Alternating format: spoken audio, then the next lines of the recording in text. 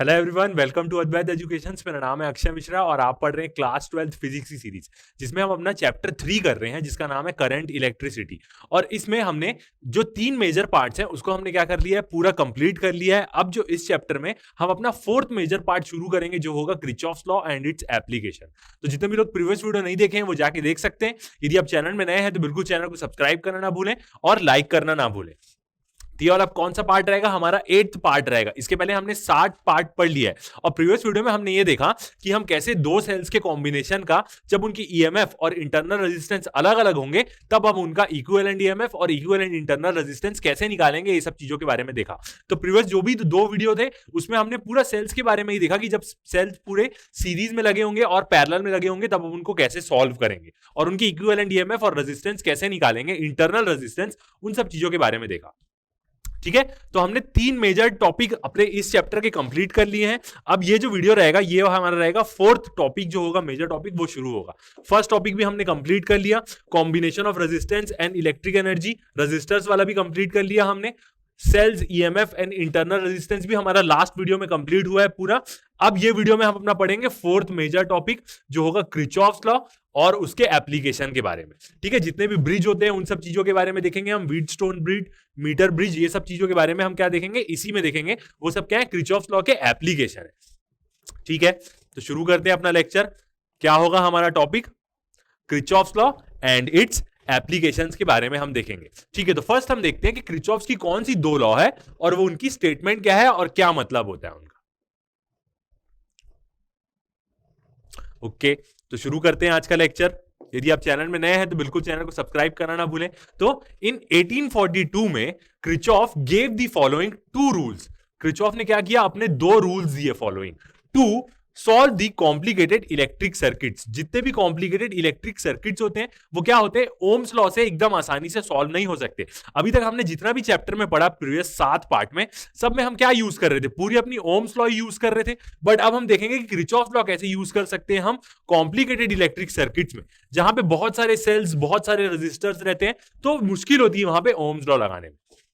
Ohm's law is simply not adequate. Adequate का मतलब क्या है कि एकदम कन्वीनियंट नहीं है, हम उसको यूज नहीं कर सकते for the study of the circuit containing more than 1 source of EMF.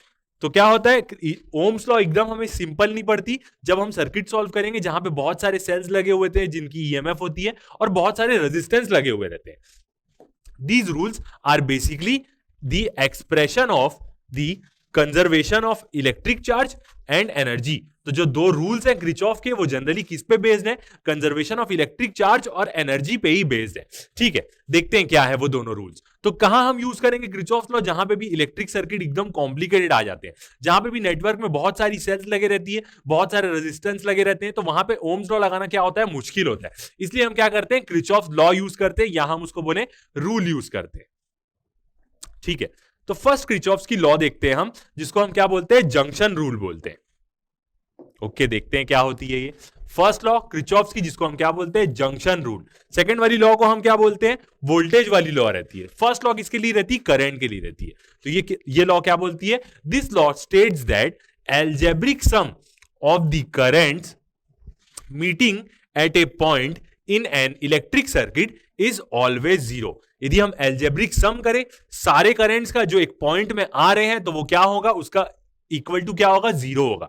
मतलब जितने भी इनकमिंग होंगे और आउटगोइंग का हम क्या करेंगे, सम करेंगे, तो हमें ओवरऑल क्या मिलेगा, 0 मिलेगा। ठीक है, देखते हैं इसका, always 0, it is also known as junction rule. इसको हम क्या बोलते हैं, जंक्शन रूल भी बोलते हैं। ठीक है, एक पॉइंट देखते हैं, ये वाला पॉइंट क्या है, हमारा O है, और इस पॉइंट में क्या हो रहा है, बहुत सारे करंट्स आ रहे हैं, सबका डायरेक्शन अलग है। I1 करंट क्या हो रहा है, इस जंक्शन की तरफ आ रहा है, I2 भी इसके तरफ आ रहा है, I3 क्या हो रहा है, इस जंक्शन से बाहर जा रहा है, I4 भी अंदर आ रहा है, और I5 भी क्या हो रहा है, बाहर जा रहा है। अब एरोस से देख सकते हैं कि सारे करंट्स कहां पे जा रहे हैं। तो ओवरऑल यदि हम इसका पूरा एल्जेब्रिक सम करेंगे तो वो क्या होगा, 0 होगा। इसका मतलब हमें एक साइन कन्वेंशन लेना पड़ेगा कि जितने भी अंदर आ रहे हैं उनको हम प्लस लेंगे, जितने भी बाहर जा रहे हैं उनको हम माइनस लेंगे। तो इक्वल टू क्या होगा, मतलब यदि 0 है इसका मतलब क्या है, इनकमिंग करंट इक्वल टू क्या हो जाएगा, आउटगोइंग करंट हो जाएगा। यही क्या बोलता है किरचॉफ्स फर्स्ट लॉ बोलती है, मतलब क्या, हमारा जंक्शन रूल। देखते हैं, तो ये डायग्राम में हम देखते हैं I1, I2, I3, I4, I5 के बारे में। ओके, तो हमने क्या किया, एक पॉइंट कंसीडर किया, कंसिडर ए पॉइंट ओ, हमने एक पॉइंट ओ कंसिडर किया in an electric circuit at which currents I1, I2, I3, I4 and I5 flowing through the different conductors meet. Different conductors मतलब यहां पे कंडक्टर्स क्या है, wire का ही मतलब बोल रहा है। बहुत सारे वायर्स में करंट फ्लो कर रहे हैं और वो उस पॉइंट ओ में क्या कर रहे हैं, मीट कर रहे हैं।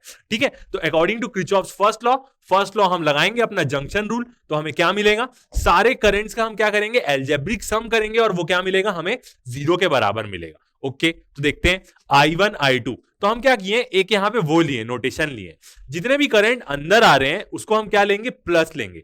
तो I1 क्या हो रहा है, अंदर आ रहा है तो उसको हम प्लस लेंगे, I2 भी अंदर आ रहा है तो उसको भी हम प्लस लेंगे। तो देखिए I1 प्लस I2, ठीक है। I3 क्या हो रहा है, बाहर की तरफ जा रहा है तो इसको हमने क्या लिया, नेगेटिव लिया, माइनस I3। ओके, I4 को देखते हैं, I4 भी क्या हो रहा है, अंदर की तरफ आ रहा है, इनकमिंग को प्लस, आउटगोइंग को माइनस। I4 भी इनकमिंग है, अंदर आ रहा है तो इसको भी हम क्या लेंगे, प्लस ले लेंगे। और I5 क्या है, पॉइंट ओ से कहां जा रहा है, बाहर की तरफ जा रहा है तो इसको हम क्या लेंगे, माइनस लेंगे। यही क्या बोलता है, हमारा जंक्शन रूल बोलता है और इसी को हम बोलते हैं क्रिचॉफ्स करंट लॉ। ठीक है, तो हमारी इक्वेशन बन गई I1 plus I2, I3, I4, I5। Okay, अब हम क्या करेंगे, माइनस साइन को नॉर्मल लिख लेते हैं, I1 plus I2 minus I3 plus I4 minus I5। Okay, अब जितने माइनस वाले हैं उनको हम उस तरफ दे देते, तो क्या हो जाएगा, I1, I2 और I4 एक साथ आ जाएंगे, जो क्या है, पूरे प्लस है, और माइनस वाले उधर चले जाएंगे, तो I3 प्लस I5। मतलब क्या हुआ, सेम, जितना भी इनकमिंग करंट का सम है वो किसके बराबर होगा, आउटगोइंग करंट के बराबर होगा, आउटगोइंग करंट के सम के बराबर होगा। तो देखिए इक्वेशन बन गई, यहां पे I3 I5 उस तरफ चले गया, तो क्या आएगी स्टेटमेंट हमारी, तो जंक्शन रूल क्या बोलेगा हमें, जंक्शन रूल हमें बोलेगा, so junction rule can also be stated as sum of current entering the junction is equal to the sum of current leaving the junction.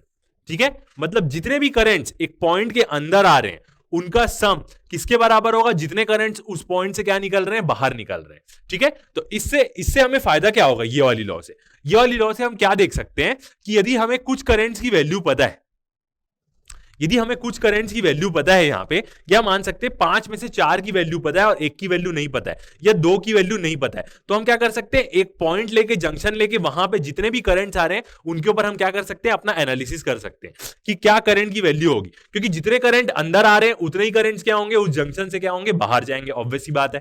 तो ये क्या होती है, ये लॉ इसके लिए हमारे लिए यूजफुल होती है। तो फर्स्ट क्या थी हमारी, करंट लॉ, कि जितने भी करंट्स इनकमिंग होंगे, sum of incoming currents equal to sum of outgoing currents. इसको जब हम न्यूमेरिकल में यूज करेंगे तो आपको और अच्छे से समझ में आएगा, मेरे को नहीं लगता ये बहुत मुश्किल होगा, बहुत इजी चीज है ये। अब साइन कन्वेंशंस के बारे में बात करते हैं। Sign conventions from Kirchhoff's first law. First law में कैसा साइन कन्वेंशन रहेगा, मतलब वही, जो अंदर आ रहा है उसको हम प्लस ले सकते हैं, जो बाहर जा रहा है उसको हम नेगेटिव ले सकते हैं, आप उल्टा भी ले सकते हैं, कोई प्रॉब्लम नहीं होगी, कुल मिला के वो सेम ही आएगा, जैसा भी जिसका मर्जी जैसा रहता है वो वैसा साइन कन्वेंशन ले सकता है। ओवरऑल सबका आंसर क्या आता है, सेम ही आता है। The current flowing towards the junction, मतलब जो जंक्शन के अंदर आ रहे हैं, जैसे I1 और I2 अंदर आ रहे थे, ऑफ द कंडक्टर, कंडक्टर मतलब क्या है, जो वायर में करंट्स फ्लो हो रहे हैं, वायर क्या है, एक प्रकार का कंडक्टर है, तो the current flowing towards the junction of the conductor is considered as positive. जो करंट अंदर की तरफ आ रहे हैं उसको हम क्या लेते हैं, पॉजिटिव लेते हैं। And current flowing away from the junction is taken as negative, और जितने भी करंट्स जो वहां पे एक जंक्शन ओ था वहां से बाहर जा रहे हैं उसको हम क्या लेते हैं, नेगेटिव लेते हैं। इसको आप एक और तरीके से समझ सकते हैं, जैसे रेलवे जंक्शन होता है, रेलवे जंक्शन क्या होता है, सारी ट्रेन वहां पे आती है और सारी ट्रेन वहां से जाती है, तो जंक्शन एक कनेक्टिंग पॉइंट होता है बहुत सारी चीजों का। ठीक है, तो ये हो गई हमारी फर्स्ट लॉ। फर्स्ट लॉ क्या बोली, जितने करंट्स अंदर आ रहे हैं उसको सम करो, जितने करंट्स बाहर जा रहे हैं वो उसके सम के बराबर होगी। ओके, फर्स्ट लॉ एकदम सिंपल है। सेकंड लॉ देखते हैं। सेकंड लॉ फर्स्ट लॉ के मुकाबले थोड़ी सी वो है, थोड़ी सी डिफिकल्ट है, बट फिर भी ओवरऑल बहुत इजी ही है कुल मिला के। सेकंड लॉ के बारे में देखते हैं, इसको हम क्या बोलते हैं, क्रिचॉफ्स वोल्टेज रूल बोलते हैं, या हम इसको बोले क्रिचॉफ्स वोल्टेज लॉ बोलते हैं। देखते हैं, this law states that the algebraic sum of change in potential around any closed loop involving resistor cell in the loop is 0।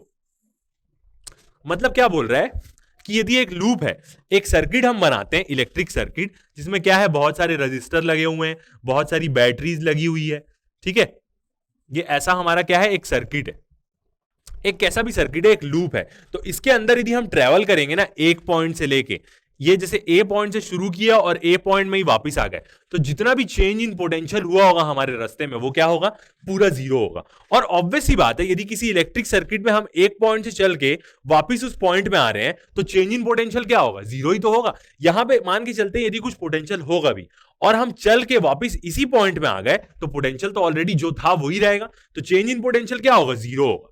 इसको हम और अच्छे से समझेंगे जब अभी हम वो बनाएंगे।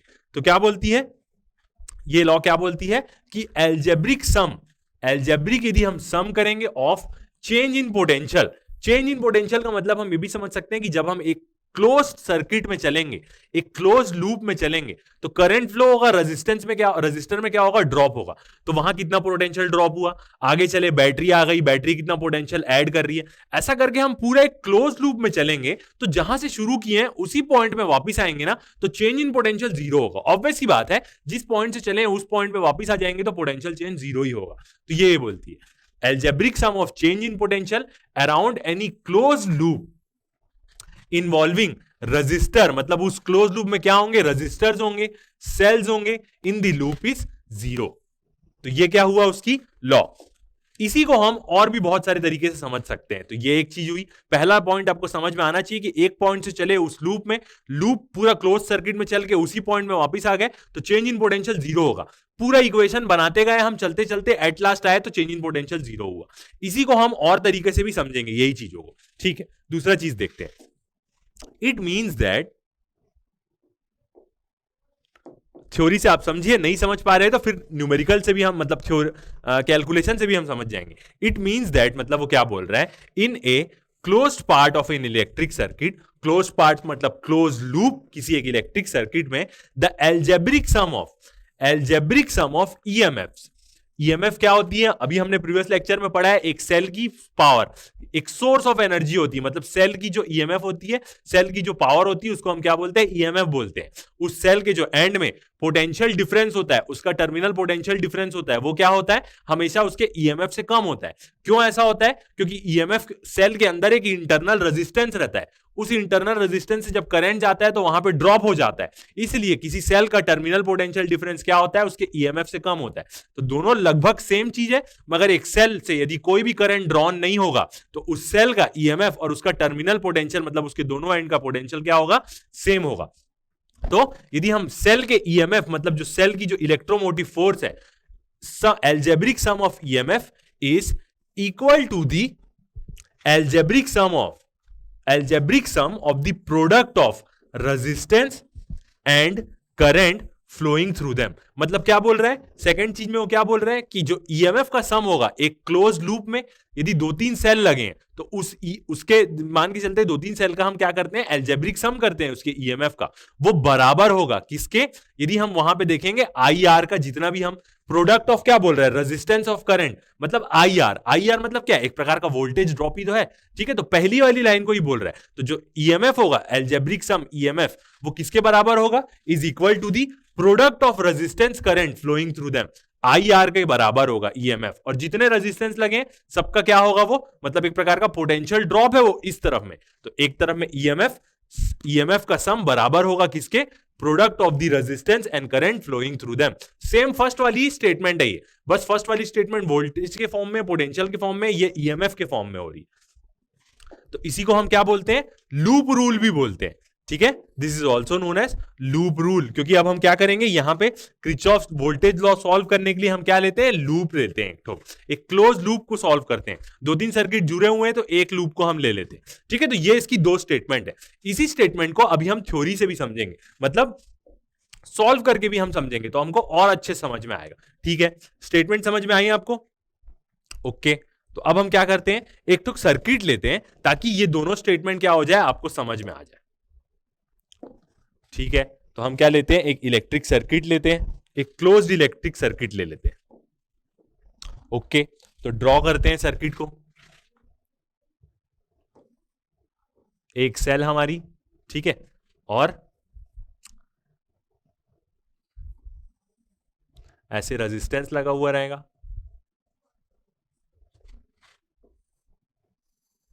यहां पे हमारी एक और बैटरी रहेगी, बैटरी का टर्मिनल कैसा है, ऐसा। ओके, यहां पे एक रेजिस्टेंस, ये जो सेल होगा नेगेटिव एंड इसका यहां से ऐसे कनेक्ट हो जाएगा। ओके, और बीच में क्या रहेगा, यहां पे भी एक और रेजिस्टेंस रहेगा। ये हम क्या कर रहे हैं, उसी की लॉ को, ठीक है, यहां पे एक रेजिस्टेंस आ गया, एक पॉइंट ले लेते हैं यहां पे, बीच में एक रेजिस्टेंस और यहां पे रेजिस्टेंस। ओके,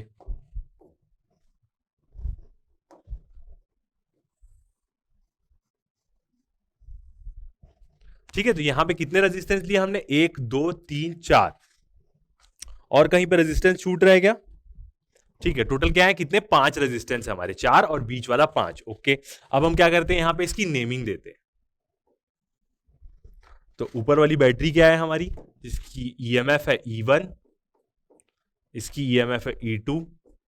ओके, रेजिस्टेंस की बात करते हैं, तो ये वाला रेजिस्टेंस हो जाएगा हमारा R1। ओके, और कैसी नेमिंग है, R2, ये वाला रेजिस्टेंस हमारा R2, R3, R4 and R5। ठीक है, हम अलग अलग रेजिस्टेंस की नेमिंग दे दिए। पॉइंट्स का नेम ले लेते हैं यहां पे, क्योंकि लूप के लिए हमें पॉइंट समझना पड़ेगा।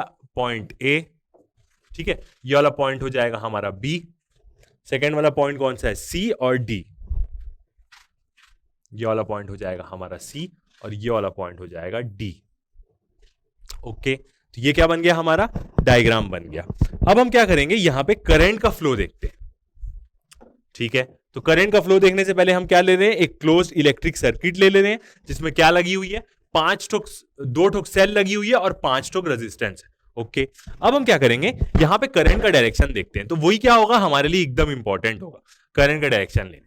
ठीक है, तो ये E1 के पॉजिटिव साइड से यहां से करंट निकलेगा। ऑब्वियसली बात है, इलेक्ट्रॉन के अपोजिट डायरेक्शन में मूव करता है, तो यहां से करंट फ्लो होगा। तो ये जो करंट है, इसको हम ले लेते हैं I1। ये क्या होगा, I1 करंट यहां से फ्लो होगा। ओके, जो ब्रांच है उस हिसाब से करंट लेंगे। ये करंट यहां पे आएगा और ये क्या हो जाएगा, 2 हिस्सों में बढ़ जाएगा। मगर यहां पे जो E2 है, ये भी क्या करेगा, एक करंट फ्लो कराएगा, इसका भी पॉजिटिव एंड है यहां पे। तो ये जो है यहां पे ऐसा करंट फ्लो होगा। और कौन से रेजिस्टेंस के साथ है, R3 के साथ है, तो यहां पे हम नेमिंग दे देते हैं, इसका पॉजिटिव एंड इधर है, तो इसके कारण करंट यहां पे फ्लो होगा। और R3 रेजिस्टर है, तो यहां पे करंट की हम नेमिंग दे देते हैं I3। बस हम नेमिंग दे रहे हैं, वो कैसे भी दे सकते हैं। ओके, तो I1 ऐसे आ रहा है, I3 ऐसे जा रहा है। अब करंट कहां जाएगा, यहां जाएगा। तो यहां पे हम करंट की नेमिंग दे देते हैं, R4 के पास है, तो ये वाला हो जाएगा हमारा R4 करंट। सब एक एक नोड में हम एक एक करंट ले लेते हैं। ठीक है, फिर ये करंट I4 करंट यहां से जाएगा, तो यहां वाले करंट की हम नेमिंग ले देते हैं क्या, I5। ऐसा जनरली हम सॉल्व करेंगे तो नहीं करेंगे, हम एक ही करंट को देखेंगे कि कहां कहां जा रहा है। बट हम यहां पे हर नोड में एक एक करंट ले ले रहे हैं ताकि हमें समझ में आए। ठीक है, I5 इधर गया, अब ये क्या होगा, ये करंट दोनों जगह जाएगा, यहां भी जाएगा और यहां भी जाएगा। तो यहां पे तो करंट का डायरेक्शन ऐसी ही है। ठीक है, तो यहां पे तो कोई टेंशन नहीं है, R3 ऐसे जा रहा है और ये करंट ऊपर जाएगा यहां। तो ये करंट को हम नेमिंग ले लेते हैं, जो इस नोड में करंट जाएगा ये हो जाएगा हमारा I2।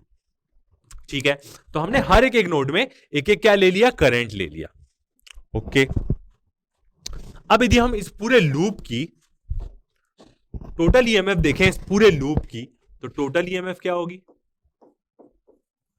टोटल ईएमएफ, और क्या है, ये हमारे पूरे लूप की है।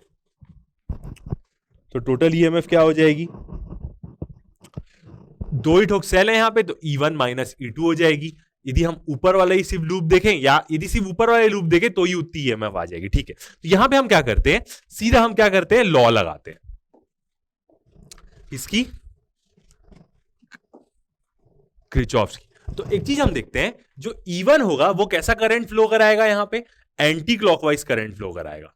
ठीक है, यदि हम सिर्फ ऊपर वाला सर्किट कंसीडर करते हैं, तो पहले तो हम क्या करते हैं, अपना एक सर्किट पहले कंसीडर कर लेते हैं। तो हम कौन सा लूप कंसीडर कर रहे हैं, लूप बोले या हम बोले सर्किट, ऊपर वाले लेते हैं, ए सी बी ए, सिर्फ ये वाला भी कंसीडर करते हैं, ऊपर वाला पोर्शन। ठीक है, इसको करके हम सॉल्व करेंगे। तो यदि E1 की करंट देखें तो वो कैसे फ्लो कर रही है, एंटी क्लॉकवाइज। ठीक है, E1 की करंट एंटी क्लॉकवाइज। E2 की करंट यदि हम देखें तो वो कैसे जा रही है, क्लॉकवाइज जा रही है, ऐसे करके। I2 में भी देखें तो I2 में भी करंट क्या हो रही है, एंटी क्लॉकवाइज फ्लो कर रही है। तो यहां पे हम क्या करते हैं, एक साइन कन्वेंशन लेते हैं। जब हम करंट के साथ चलेंगे तो हम उसको क्या लेते हैं, नेगेटिव लेते हैं। आप बुक्स में देखेंगे तो वो आपको रिटर्न में साइन कन्वेंशन अलग बताएगा, और जैसे ही आप अगला क्वेश्चन देखेंगे, अगले क्वेश्चन में साइन कन्वेंशन उसका चेंज हो जाएगा। कोई भी कैसा भी साइन कन्वेंशन ले सकता है, कोई प्रॉब्लम नहीं होगी, सबका सेम ही आंसर आएगा। कोई एक चीज को पॉजिटिव लेता है तो वो अगले को नेगेटिव लेगा ही लेगा, मतलब कुल मिला के ओवरऑल सारी चीजें सेम हो जाएगी। तो मैं आपको ऐसे साइन कन्वेंशन के हिसाब से बताऊंगा जिसके जैसा हर जगह बनाते हैं, मैक्सिमम लोग बनाते हैं। ओके, तो यहां पे क्या होगा, यदि हम यहां पे इसमें हम किरचॉफ्स वोल्टेज लॉ लगाएं ऊपर वाले लूप में, और हम कैसे चल रहे हैं, ऐसे चलते हैं, एंटी क्लॉकवाइज मूव करते हैं ऊपर वाले लूप में, तो क्या होगी, इक्वेशन बनाते हैं इसकी। तो इक्वेशन कैसे बनेगी, फर्स्ट होगा हमारा I1।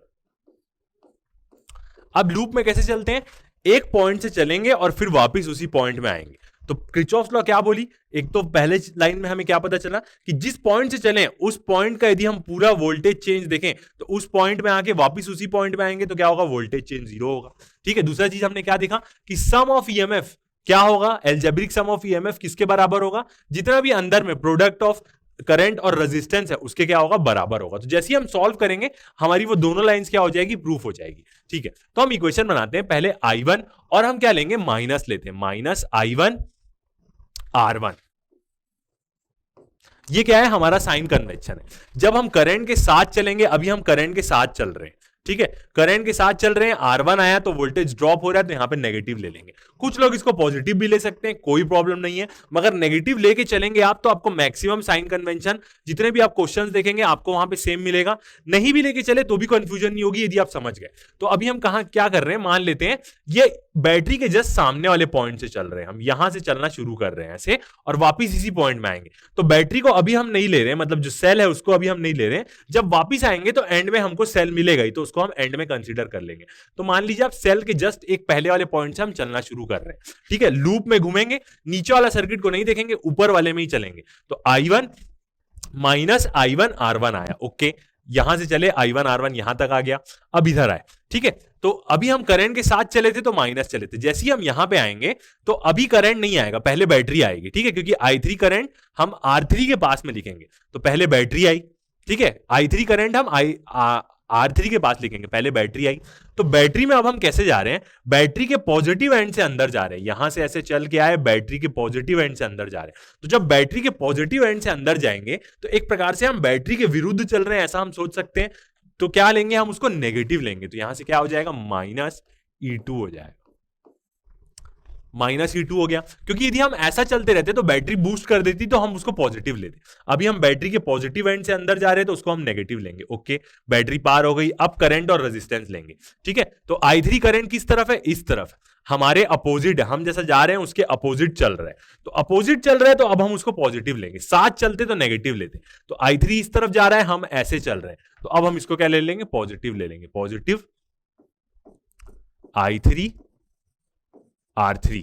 ठीक है, यहां पे आ गए, अब सी पॉइंट पे आ गए। अब सी पॉइंट से जाएंगे तो I2 हमारे साथ ही है, हमारे साथ ही चल रहा है ऐसे, तो क्या होगा, माइनस I2 R2, और क्या होगा, इक्वल टू 0। ये क्या बोली, हमारी फर्स्ट लाइन जो हमने देखा कि चेंज इन पोटेंशियल किसी लूप में एक पॉइंट से चले दूसरे उसी पॉइंट में वापस आ जाएंगे। अभी भी हम वापस नहीं आए। ओके, एक चीज हम मिस कर दिए, क्या, यहां तक तो आ गए, यहां चल दिया, अब उसके बाद बैटरी भी तो है लास्ट में जिसको हमें कंसीडर करना था, तो उसको भी कंसीडर करते हैं। ये आ गया हमारा माइनस I2 R2। अब उसके बाद क्या होगा, अब हम बैटरी के नेगेटिव एंड में आए, तो जब हम बैटरी के नेगेटिव एंड में आएंगे तो उसको हम पॉजिटिव लेंगे, तो क्या हो जाएगा, प्लस, क्योंकि वो ऐसे घुमाने में हमको बूस्ट कर देगी, तो प्लस E1। अब ये होगा इक्वल टू 0। तो वही जो फर्स्ट पॉइंट बोला कि जिस पॉइंट से चले उस पॉइंट पे वापस आएंगे तो पूरा चेंज इन पोटेंशियल क्या होगा, 0 होगा। ऑब्वियस ही बात है, उस पॉइंट का जो पोटेंशियल है वो वही रहेगा, आप चल के कहीं से भी आ जाइए उसमें। ठीक है, तो ये क्या बन गई हमारी इक्वेशन। तो फर्स्ट वाली लाइन का हमारा हुआ, जो पहली लाइन हमें बताई थी वो वाली चीज हमें इक्वेशन के फॉर्म में दिखी। अब जो दूसरी लाइन बोल रही थी कि जो एल्जेब्रिक सम होगा ईएमएफ का वो किसके बराबर होगा, आई मतलब करंट और रेजिस्टेंस के प्रोडक्ट के बराबर होगा। ओके, तो ये वाली हमारी इक्वेशन बन गई। ठीक है, इसको हम और अच्छे से लिखते हैं। माइनस E2 को यहीं रहने देते हैं और E1 को इसके साथ लिख लेते plus E1, okay, equal to, अब पूरी टर्म को इधर भेज देते तो I1 R1 इधर आ जाएगा तो प्लस हो जाएगा I1 R1, ओके। फिर क्या है I3 R3, तो I3 R3 इधर आएगा तो ये क्या हो जाएगा, नेगेटिव हो जाएगा, I3 R3 minus I2 R2 क्या है, नेगेटिव है, उधर जाएगा पॉजिटिव हो जाएगा, प्लस I2 R2। दोनों इक्वेशन है। कोई दूसरा साइन कन्वेंशन लेता तो उसकी ये इक्वेशन बनती, हम दूसरा साइन कन्वेंशन लिए तो हमारी ये ली। तो अब ऐसी लेंगे, करंट के साथ चल रहे हैं, ठीक है, तो क्या होगा, नेगेटिव साइन लेंगे हम। बैटरी के पॉजिटिव एंड में घुस रहे हैं तो हम उसको नेगेटिव लेंगे, बैटरी के नेगेटिव एंड में हम घुस रहे हैं तो उसको हम पॉजिटिव लेंगे। तो ये क्या आ गई हमारी इक्वेशन। इसको हम और अच्छे से लिख देते हैं तो क्या हो जाएगा, E1 minus E2 equal to I1 R1, कुछ नहीं बस अरेंज करके लिख लेते हैं, plus I2 R2 minus I3 R3। तो ये क्या हो गई अब हमारी, अब जो वो सेकंड चीज बोला वो चीज प्रूफ हो गई कि जो सम ऑफ ईएमएफ होगा वो क्या होगा, बराबर होगा प्रोडक्ट किसके, करंट और रेजिस्टेंस के, और जितने भी होंगे एल्जेब्रिक सम किसके, प्रोडक्ट का, करंट और रेजिस्टेंस का, एल्जेब्रिक सम ऑफ ईएमएफ बराबर होगा product, algebraic sum of product, current और रेजिस्टेंस के। तो ये हमारी सेकंड लाइन भी जो वो बोला वो भी प्रूफ हो गई। तो ये क्या आ गया, हमारी किरचॉफ्स लॉ आ गई। सेम ऐसी हम कौन से लूप के लिए किए, ये हमारा, ये हम अपने लूप के लिए किए ऊपर वाले के लिए। नीचे वाले के लिए करें हम, जो क्या होगा हमारा loop A D C A। यदि हम इस लूप के लिए लिखें तो ये लूप के लिए भी हम बना सकते हैं इक्वेशन, बिल्कुल। देखते हैं ये लूप के लिए इक्वेशन कैसे बनेगी। तो E2 से एक पॉइंट चलना चालू करते हैं, A से चलना चालू करते हैं ऐसे, इसमें भी हम क्या करते हैं, ऐसे चलते हैं, ठीक है, एंटी क्लॉकवाइज ही चलते हैं। A पॉइंट से चलेंगे, करंट के साथ चल रहे हैं तो क्या होगा, माइनस I4 R4, नीचे आए यहां पहुंच गए, फिर चल रहे हैं तो क्या हो जाएगा, माइनस I5 R5, ओके। इस पॉइंट में आ गए, फिर ऐसे चल रहे हैं, सबका डायरेक्शन सेम है करंट्स का, तो कोई टेंशन नहीं, माइनस I3 R3। और क्या है, ईएमएफ आ गई, अब सेल आ गया, सेल के नेगेटिव एंड से घुस रहे हैं तो उसको हम क्या लेंगे, बूस्ट करेगा तो पॉजिटिव लेंगे, ठीक है, तो प्लस E2, ठीक है। इसी इक्वेशन को हम और अच्छे से लिखें तो क्या हो जाएगा, ये तीनों नेगेटिव है, ये तीनों को उधर भेज देंगे, E2 को यहीं रहने देते, तो क्या आ जाएगी हमारी इक्वेशन, E2 इक्वल टू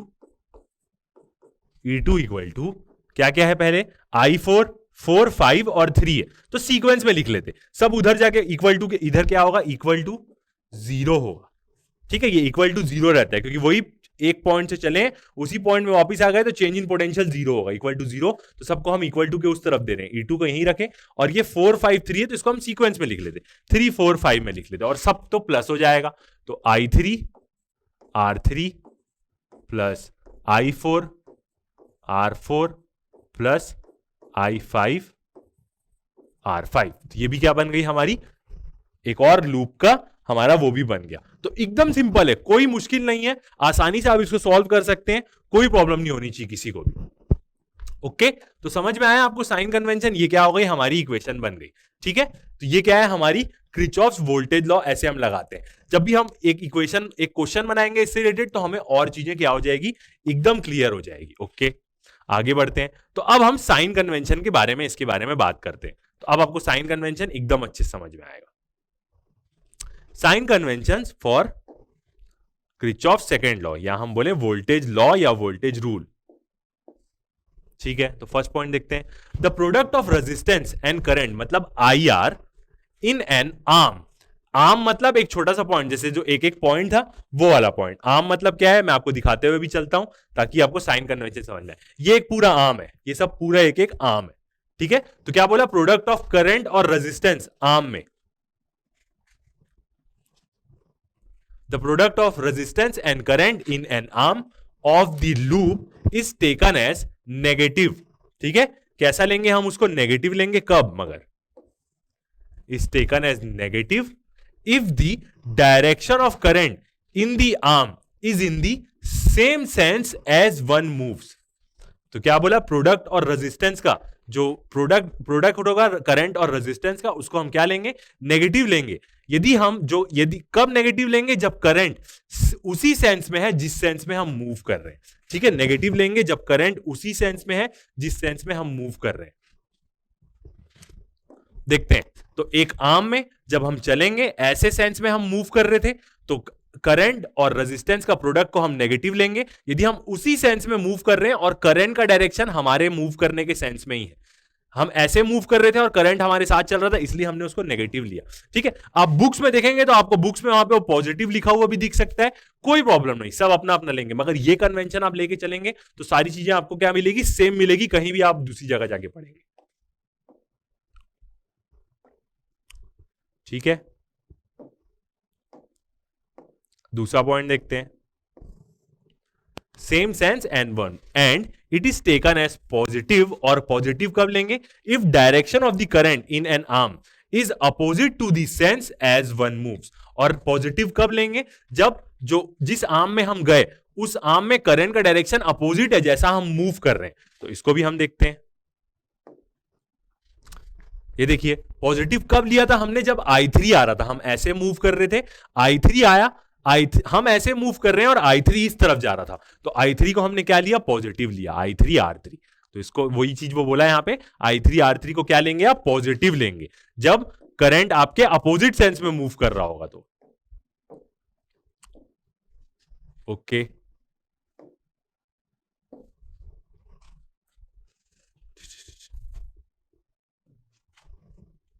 ठीक है, as one moves.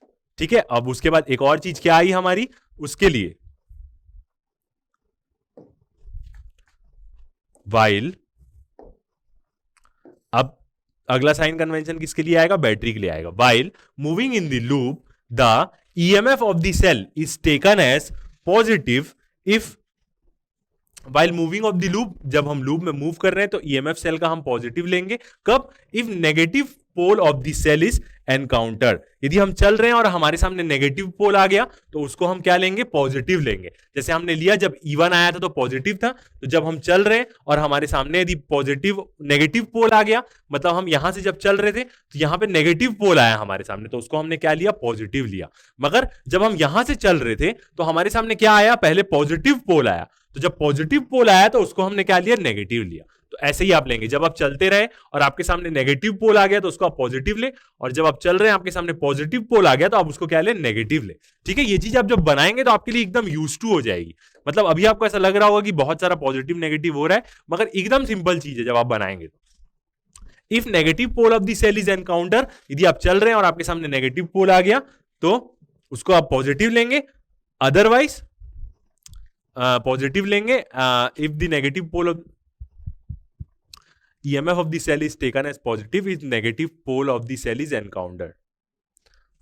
First, otherwise negative होगा। ठीक है, नीचे भी आपको दो जगह पॉजिटिव लिखा गया है, ये क्या होगा, अदरवाइज। तो जब भी आपका नेगेटिव पोल आया तो आप उसको पॉजिटिव लेंगे, यदि नेगेटिव पोल नहीं आया, इसका मतलब पॉजिटिव पोल आया, तो अब आप क्या लेंगे, उसको नेगेटिव लेंगे, जैसा हमने अभी इक्वेशन में किया।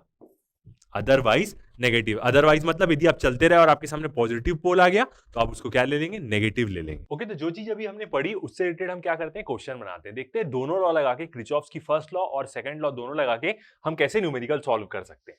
ठीक है, तो ये वाला क्वेश्चन देखते हैं, क्या बोलता है क्वेश्चन, फाइंड द करंट निकालना है हमें in different branches of the electric circuit shown in the figure. ठीक है, सारे ब्रांचेस में, डिफरेंट ब्रांचेस में हमें क्या करना है, करंट निकालना है। तो हम देखेंगे कि कितना करंट यहाँ पे आएगा। तो हमें एक डायग्राम गिवन है, इसका एक नेटवर्क सर्किट गिवन है, ओ मतलब जितने रजिस्टर्स लगे हैं उसके बारे में, और जितनी इसमें ईएमएफ है मतलब सेल्स के लगे हुए हैं उसके बारे में हमें क्या दी है, इंफॉर्मेशन दी गई है। ठीक है, तो चलिए इस क्वेश्चन को बनाते हैं। क्या निकालना है, बस हमें करंट ही निकालना है सारी ब्रांच में। तो हम क्या क्या रूल लगाएंगे यहाँ पे, एक तो जंक्शन रूल लगाएंगे, किरचॉफ्स की फर्स्ट लॉ, और दूसरा क्या लगाएंगे, लूप रूल लगाएंगे, किरचॉफ्स की सेकंड लॉ। ठीक है, तो सॉल्व करते हैं इस क्वेश्चन को।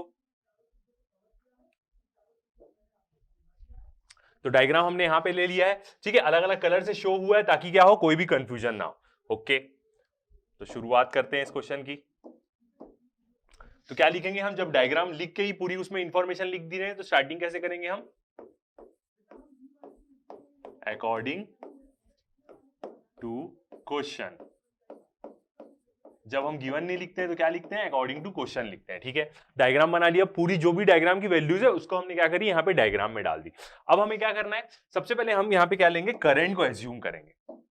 ठीक है, तो करंट लेते हैं, कहीं भी एक पॉइंट से हम क्या कर सकते हैं, शुरू कर सकते हैं। तो ए पॉइंट से हम शुरू करते हैं और लूप भी हम क्या करेंगे, ए पॉइंट से ही लेंगे। ठीक है, तो ये जो पॉजिटिव टर्मिनल है यहां से करंट निकलेगा, तो यहां से करंट निकलेगा जो क्या होगा, I1 करंट फ्लो करेगा। जैसे ही बी पॉइंट में आएगा, बी पॉइंट में क्या होगा, वो स्प्लिट होगा।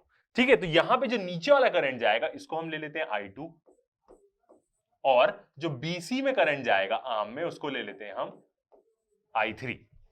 ओके, तो अब ये I3 को देखते हैं, ये I3 आगे जाएगा, यहां से फ्लो करेगा, इसमें भी क्या फ्लो होगा, पूरा I3 फ्लो होगा। इस ब्रांच में भी, बीडी सीडी ब्रांच में भी, और डीबी ब्रांच में भी क्या होगा, पूरा I3 फ्लो होगा। मतलब यहां पूरा क्या करंट रहेगा, I3 रहेगा। ओके, अब जैसे ही ई पॉइंट में आएगा तो यहां से क्या होगा, I2 करंट भी आ रहा होगा। तो जैसे ही I1 क्या हुआ है, स्प्लिट होके दो करंट बना है, I3 और I2 बना है, तो ई पॉइंट में क्या होगा, दोनों आके मर्ज हो जाएगा। तो यहां से फिर कौन सा करंट फ्लो होने लग जाएगा, यहां पे स्प्लिट हुआ I3 I2 में, यहां पे क्या हो जाएगा, मर्ज हो जाएगा। ये भी I2 है, I2 और I3 मर्ज होके यहां पे कौन सा करंट आ जाएगा, I1 आ जाएगा। और यहां क्या फ्लो होगा, पूरा I1। कहां तक, पूरा। तो करंट हमने बना लिया, ये सबसे पहला फर्स्ट काम रहता है कि आप करंट्स को अच्छे से बना लिए, तभी आपका क्वेश्चन क्या बनेगा, सही बनेगा। यदि आपने करंट का डायरेक्शन थोड़ा सा अलग भी ले लिया तो भी आंसर आता है, बस पॉजिटिव नेगेटिव आता है, बट सही तरीके से लेना क्या है, बहुत जरूरी है। ओके, तो आपको विजिबल है पूरा करंट। ओके, तो अब हम क्या करते हैं, फर्स्ट लॉ लगाते हैं किरचॉफ्स की। सबसे पहले जंक्शन रूल देखते हैं। ठीक है, तो अप्लाइंग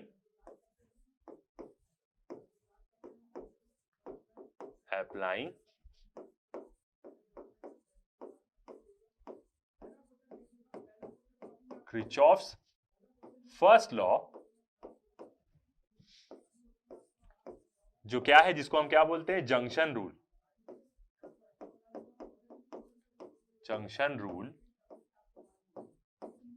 तो क्या बोलती है, sum of incoming currents equal to sum of outgoing currents. और कहां पे लेंगे, एट, कहां पे लेते हैं, एट जंक्शन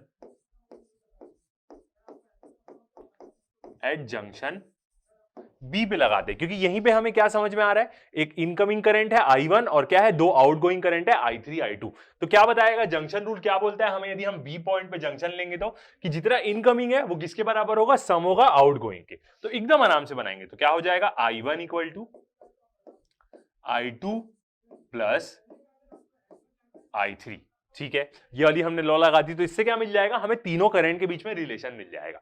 अब एक एक करंट फाइंड आउट करने के लिए हम क्या करेंगे, अपना लूप रूल लगाएंगे। ठीक है, तो फिर अप्लाई करते हैं, अप्लाइंग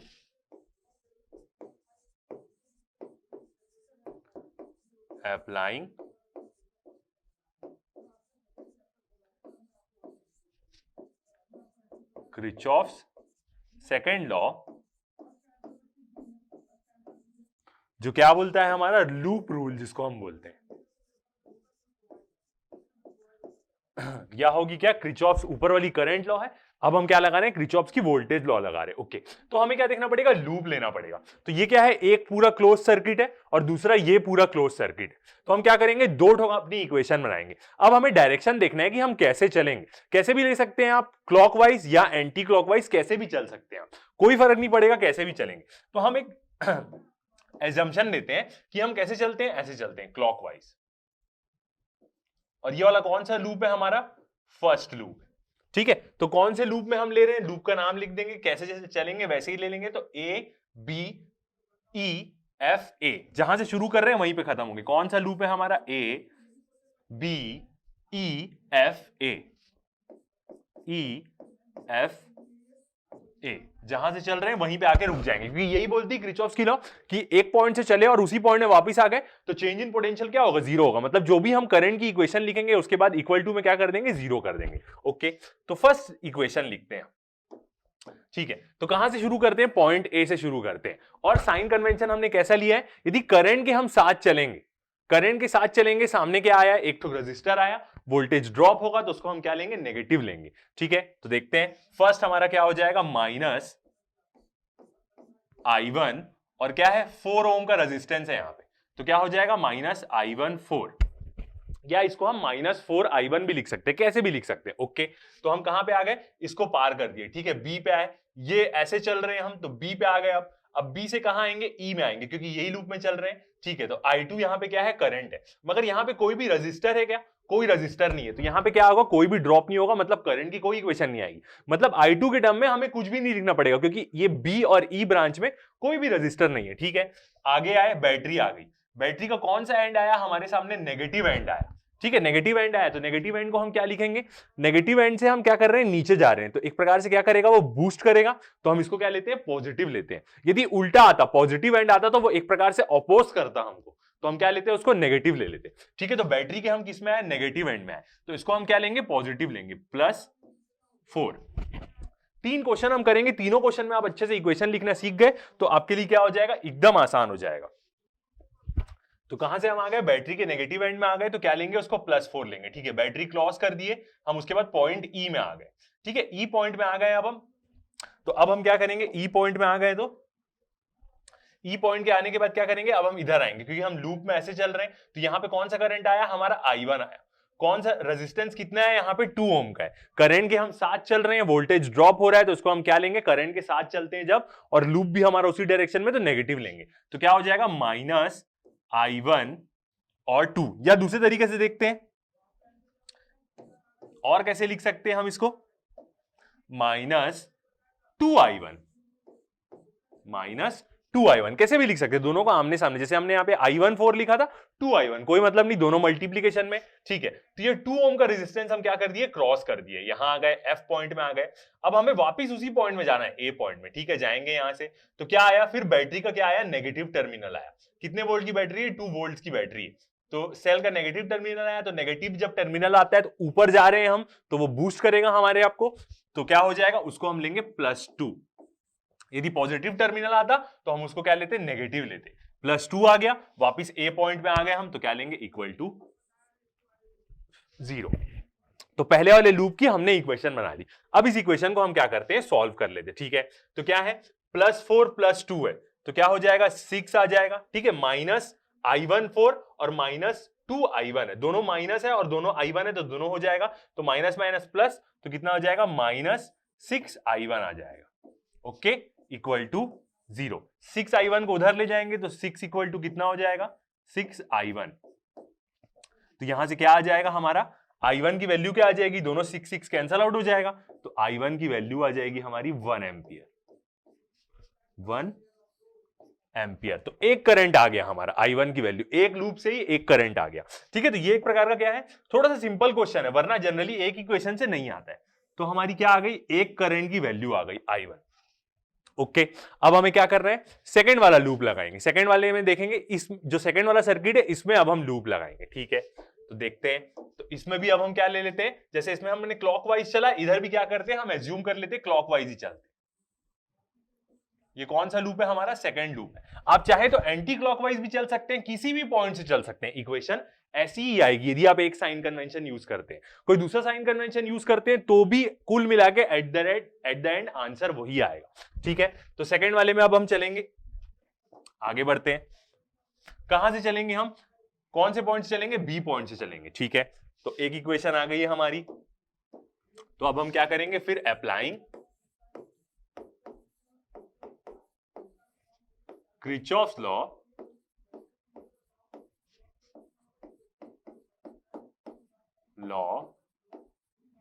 अप्लाइंग Kirchhoff's लॉ, कौन सा लूप है हमारा, ठीक है। तो यहां पे भी फिर से एक बार डायग्राम ले लेते हैं,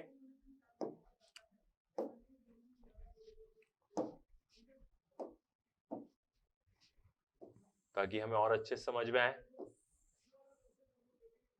ठीक।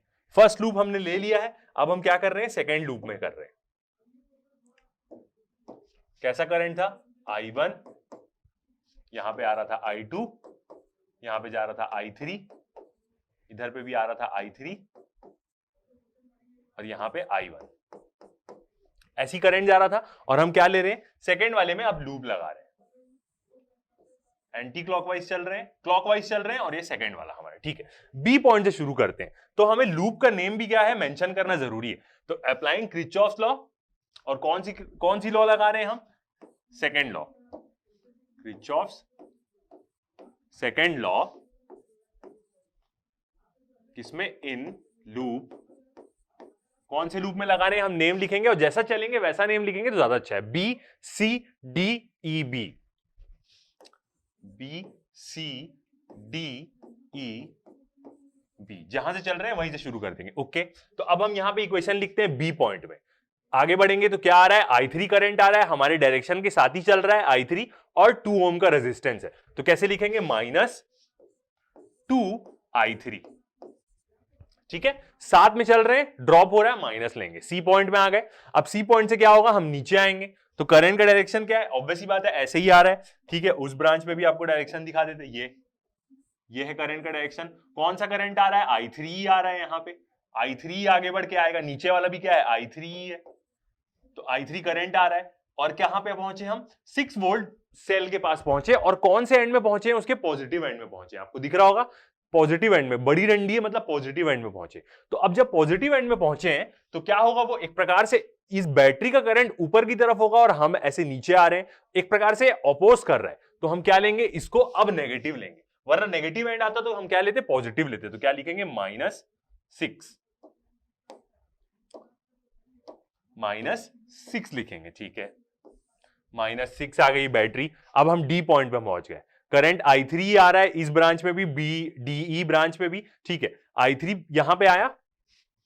अब रजिस्टर आया, ठीक है, तो रजिस्टर में क्या होगा, साथ ही चल रहे हैं हम, इसी डायरेक्शन में चल रहे हैं, और रजिस्टर आया तो माइनस, और कितने ओम का है, 4 ओम का है। तो क्या लिखेंगे हम, -4I3 ई पॉइंट में आ गए, ठीक है। अब ई पॉइंट से हम बी से शुरू किए थे तो वापस बी में जाना है हमको, ठीक है। तो ई से ऊपर चलना चालू किए, फिर क्या आया, बैटरी का पॉजिटिव एंड आ गया, फिर बैटरी का पॉजिटिव एंड आ गया, नेगेटिव आता तो प्लस लेते, पॉजिटिव आ गया, एक प्रकार से ऑपोज कर रहा है। तो क्या लिखेंगे, अब इसको हम फिर माइनस लिखेंगे, माइनस, और कितने की बैटरी है, 4 इक्वल टू 0। अब हम कहां आ गए, वापिस बी पॉइंट में आ गए, ठीक है। तो ऐसे हम क्या करते हैं, लूप की इक्वेशन बनाते हैं। ये इक्वेशन बना लिए आप, खत्म, मतलब तुरंत आपका क्वेश्चन पूरा बन जाएगा, ठीक है। अब हम इसको सॉल्व करते हैं, तो क्या है, -2I3 और -4I3, तो ये कितना हो जाएगा, -6I3 हो जाएगा, ओके, और -3 -4 तो कितना हो जाएगा, -10 इक्वल टू 0, ठीक है। दोनों माइनस है, एक को उस तरफ ले जाते, ठीक है, तो ये 6I3 को इस तरफ ले जाते, तो क्या हो जाएगा यहाँ पे, -10 इक्वल टू प्लस हो जाएगा, यहाँ पे जैसे 6I3 इस तरफ आएगा तो वो प्लस हो जाएगा, तो क्या हो जाएगा, 6I3। अब यहां से I3 की वैल्यू निकालना है, तो I3 इक्वल टू कितना आ जाएगा, -10/6। ये आ गई हमारी I3 की वैल्यू, -10/6, ओके। अब इसको हम क्या कर सकते हैं, और इसको हम क्या लिख सकते हैं, -10/6 को 2 3 6 2 5 10, तो -5/3 भी लिख सकते हैं, बिल्कुल। तो ये क्या है हमारा आंसर, करंट की वैल्यू। माइनस इसलिए आता है, जब भी माइनस साइन आया मान के चलिए आपके करंट में, तो इसका मतलब यह है कि आंसर सही है, बस हमने जो करंट का डायरेक्शन लिया है एक्चुअली वो क्या होगा, अपोजिट डायरेक्शन होगा। माइनस आने का मतलब यही है। तो जब भी माइनस आता है आप बिल्कुल टेंशन मत लीजिएगा, इसका मतलब यह है कि आप जिस डायरेक्शन से चल रहे हैं, ओरिजिनल जो करंट इसमें फ्लो हो रहा है उसका डायरेक्शन अपोजिट है, बस, और कोई टेंशन नहीं रहता। तो यहां पे कितना आ जाएगा हमारा आंसर, और इसको यदि हम पॉइंट्स में लिखे तो इक्वल टू क्या हो जाएगा, ये 0.-1.66 -1.66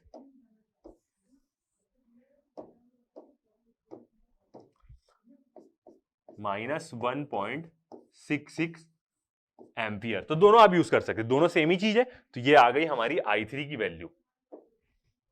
तो अभी हमारा क्या निकल गया, दोनों करंट निकल गया, I1 और I2 दोनों निकल गया। अब हम क्या करेंगे, सीधा जो जंक्शन रूल में हमने पहली अपनी इक्वेशन बनाई थी उसमें हम क्या कर देंगे, पुट कर देंगे। याद रखिएगा नेगेटिव साइन आएगा तो इसका मतलब यह है कि ओरिजिनल करंट का डायरेक्शन अलग होगा, मगर आंसर सही होगा, तो कोई दिक्कत नहीं है, नेगेटिव साइन भी आपका आता है तो ओके। तो अब हम क्या करेंगे, जो हमारी ये इक्वेशन है इसको हम क्या ले लेते हैं, 1 ले लेते हैं, I1 I2 वाली, तो इसको हम अपनी इक्वेशन 1 मान लेते हैं। और हम क्या करेंगे, I1 की भी वैल्यू आ गई है हमारे पास और I3 की भी वैल्यू आ गई, तो पुट कर देंगे। तो putting I1 and I3 in short form में लिख रहा हूं मैं, इक्वेशन 1। क्या है इक्वेशन हमारी, I1 equal to I2 plus I3, यही इक्वेशन है क्योंकि हम बी जंक्शन पे देखे थे I1 अंदर आ रहा है और 2 बाहर जा रहा है, ठीक है। तो हमें क्या निकालना है, अब I2 की वैल्यू निकालनी है। तो ये क्या हो जाएगा, I1 minus I3 equal to I2 हो जाएगा, बिल्कुल। तो वैल्यू पुट करते हैं, इक्वल टू में I1 की वैल्यू कितनी आई है हमारी, I1 की वैल्यू 1 आई है, I1 की वैल्यू 1, तो 1 माइनस I3 की वैल्यू कितनी आई है, माइनस है, और माइनस 1.66। आई है वैल्यू माइनस, तो आप माइनस ही लेंगे, तो इसका मतलब I2 कितना आ जाएगा हमारा, क्या हो जाएगा, माइनस माइनस प्लस हो जाएगा, तो हमारे I2 की वैल्यू आ जाएगी हमारी, बिल्कुल पॉइंट में आ जा रही है हमारी 2.66, पॉजिटिव वैल्यू आ जाएगी 2.66 एम्पियर। ये क्या आ जाएगी हमारी I2 की वैल्यू। और यदि आप इसको फ्रैक्शन में देखना चाहें तो फ्रैक्शन में भी निकाल सकते हैं, तो फ्रैक्शन के लिए आप कौन सा आंसर रखेंगे, -5/3 रख देंगे, तो 1 - 5/3। तो यदि हम इसको फ्रैक्शन में देखें तो फ्रैक्शन में हमारे I2 की वैल्यू कितनी आएगी, फ्रैक्शन में आएगी हमारी I2 की वैल्यू 8/3 एम्पियर, ठीक है। तो दोनों सही है, कैसे भी लिख सकते हैं, आपकी मर्जी, आप फ्रैक्शन में लिखिए या पॉइंट में लिखिए, 2.66 और 8.3। तो क्या हो गया, हमने पूरा करंट निकाल लिया और पहला क्वेश्चन क्या हो गया हमारा, कंप्लीट हो गया। ओके, तो एकदम सिंपल क्वेश्चन है कि बस आपको क्या करना है, लूप लगाना है और करंट बस सही रखना है ब्रांच में, और आपका क्वेश्चन आसानी से बन जाएगा। ओके, आगे बढ़ते हैं, नेक्स्ट क्वेश्चन देखते हैं। तो फर्स्ट क्वेश्चन बन गया, हमें करंट की वैल्यू निकालनी थी, हमने तीनों करंट की वैल्यू निकाल ली, जितना हमें करंट लगा कि आएगा इसमें, और हमने निकाल ली, ठीक है। नेक्स्ट क्वेश्चन देखते हैं, फर्स्ट क्वेश्चन तो एकदम सिंपल था। नेक्स्ट क्वेश्चन देखते हैं, use Kirchhoff's rule to determine the potential difference between the 2 points A and D. A और डी मतलब ये ए पॉइंट है और यहां डी पॉइंट है, इन दोनों के अक्रॉस क्या करना है, हमें पोटेंशियल निकालना है। When no current flows in the arm B, मतलब जो BE होगा, ये वाली जो BE आर्म है, बीच की आर्म है, इसमें क्या हो रहा है, कोई करंट फ्लो नहीं कर रहा है, करंट की वैल्यू इसमें क्या है, 0 है, of the electronic network as shown in the figure below, ठीक है। तो हमें क्या दिया है, एक नेटवर्क दिया है, ए और डी के बीच में हमें क्या करना है, पोटेंशियल डिफरेंस निकालना है, और बीच की जो बीई ब्रांच है उसमें क्या है, कोई करंट फ्लो नहीं कर रहा है। ओके, तो हम क्या करेंगे, पहले इसको पूरा लूप रूल से सॉल्व करेंगे, फिर जब हमें करंट्स की वैल्यू मिल जाएगी पूरी, तो हम क्या कर सकते हैं, आसानी से ए और डी के बीच में क्या निकाल सकते हैं, पोटेंशियल डिफरेंस निकाल सकते हैं, ठीक है। सॉल्व करते हैं इस क्वेश्चन को भी, चलिए, ठीक है। तो फिगर लेते हैं इसकी,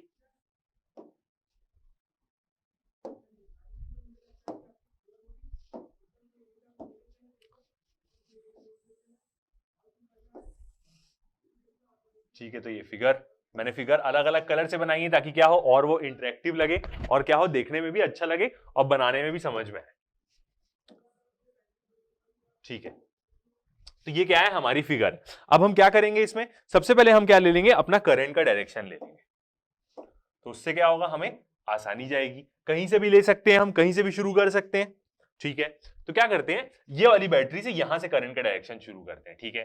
तो यहां से क्या निकलेगा, पॉजिटिव एंड है, तो यहां से करंट निकलेगा, तो ये करंट निकला हमारा I1 निकला, यहां से फ्लो किया पूरा, 2 ओम में गया, बैटरी में गया, यहां तक गया, सेम यही I1 जा रहा है पूरा, क्योंकि क्या हो रही है, ब्रांच अभी डिवाइड नहीं हो रही है, ठीक है। ई में पहुंचे, यहां पे पहुंचे, तो यहां पे भी क्या होगा, I1 ही आएगा। ओके, करंट पहले लिखना जरूरी है। अब पॉइंट ई में आते हैं, तो पॉइंट ई में क्या हो रहा है, दो जगह जाएगा, एक नीचे की तरफ जाएगा और एक बीई ईबी में जाएगा और ईडी में जाएगा। मगर क्या बोला है कि जो ईबी ब्रांच है उसमें क्या होगा, कोई करंट फ्लो नहीं करेगा, ऐसा क्वेश्चन में दिया है कि जो ई और बी ब्रांच है इसमें कोई करंट फ्लो नहीं करेगा, तो करंट क्या हो जाएगा, सेम। जब इसमें कुछ नहीं किया तो करंट कहां चले जाएगा, आगे चले जाएगा, और कौन सा करंट जाएगा, I1 ही जाएगा। ओके, I1 करंट गया, यहां पे आया, ब्रांच डिवाइड नहीं हो रही है, पूरे में I1 ही जाएगा, ठीक है। यहां पे आया, यहां पे भी I1 करंट ही है, यहां पे भी I1 ही है, इधर आया, फिर यहां पे I1। ओके, इधर ब्रांच में तो जाना ही नहीं है, करंट ही नहीं है, तो वो क्या हो जाएगा, वापस आ गया, ठीक है। तो ये क्या मिल गया हमें, करंट का पूरा डायरेक्शन मिल गया, और पूरा करंट क्या है हमारा, I1 ही है। यहां पे जो करंट आ रहा है वो क्या है, यहां पे I = क्या है, 0 है, तो यहां पे क्या हो रहा है, कोई करंट ही नहीं जा रहा है, ठीक है। हमने करंट का डायरेक्शन ले लिया, अब हमें क्या करना है, लूप लगाते हैं हम, एक पहला लूप लेते हैं और दूसरा वाला। तो कैसे चलते हैं हम? ऐसे चलते हैं, क्लॉकवाइज ही चलेंगे। ठीक है, क्लॉकवाइज ले लेते हैं, क्लॉकवाइज डायरेक्शन में चलते हैं फर्स्ट लूप में, ये वाले लूप में। ठीक है, तो अप्लाई करते हैं अपनी Kirchhoff's law. Applying Kirchhoff's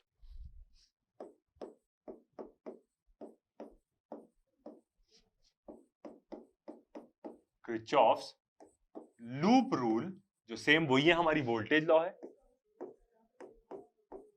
rule in loop. अब हम क्या करेंगे?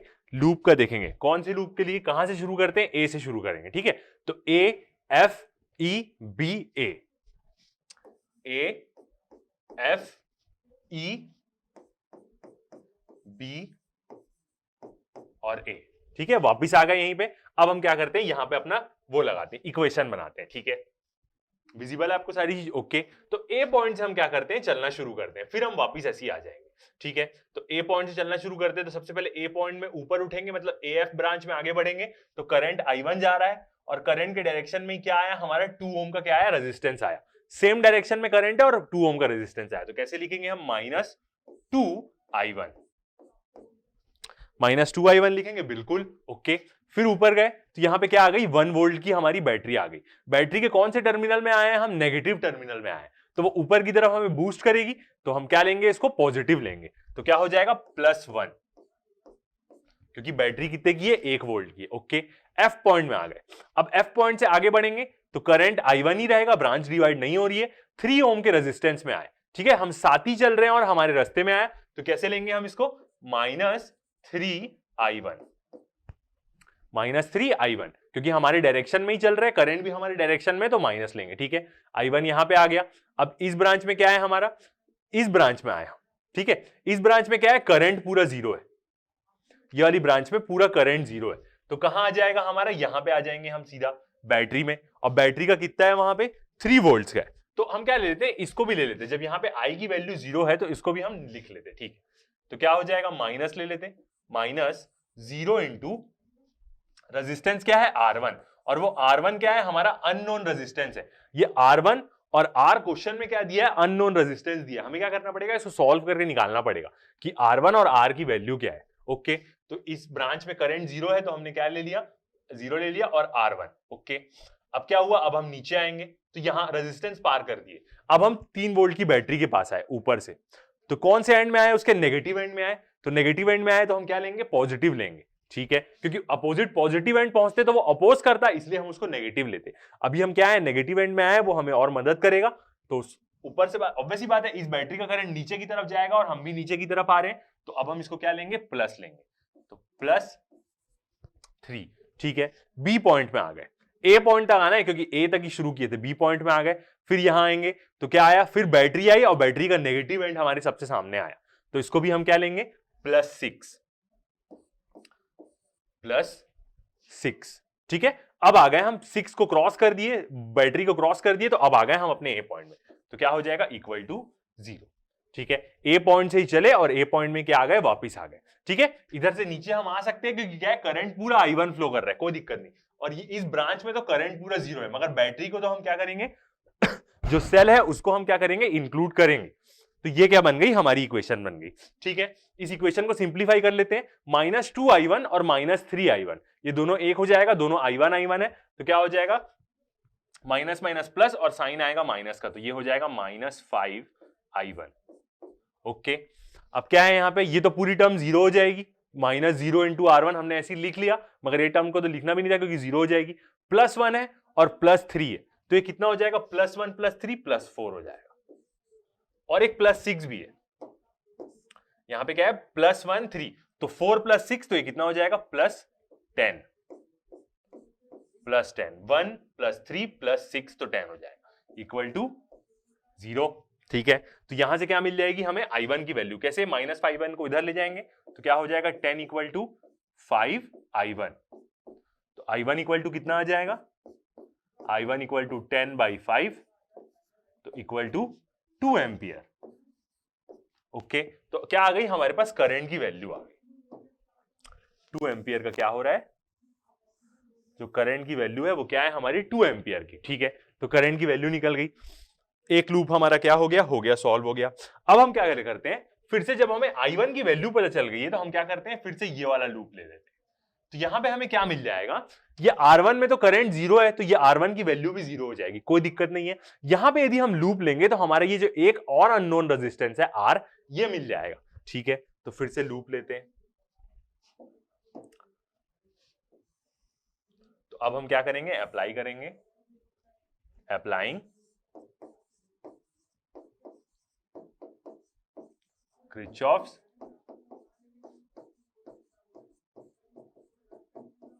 लूप रूल, या वोल्टेज लॉ बोले या सेकेंड लॉ बोले। कहां से लगाएंगे हम, चलना कहां से शुरू करेंगे, यहां पे हम कहीं से भी शुरू कर सकते हैं, बी पॉइंट से भी शुरू कर सकते हैं। तो यहां से शुरू करते हैं। ये लूप का भी हम डायरेक्शन कैसे ले लेते हैं, इसको भी हम कैसे चलते हैं, क्लॉकवाइज ही चलते हैं, ठीक। तो बी से शुरू करेंगे और कहां आएंगे, बी में ही वापस आएंगे। तो लूप कौन सा है हमारा, बी।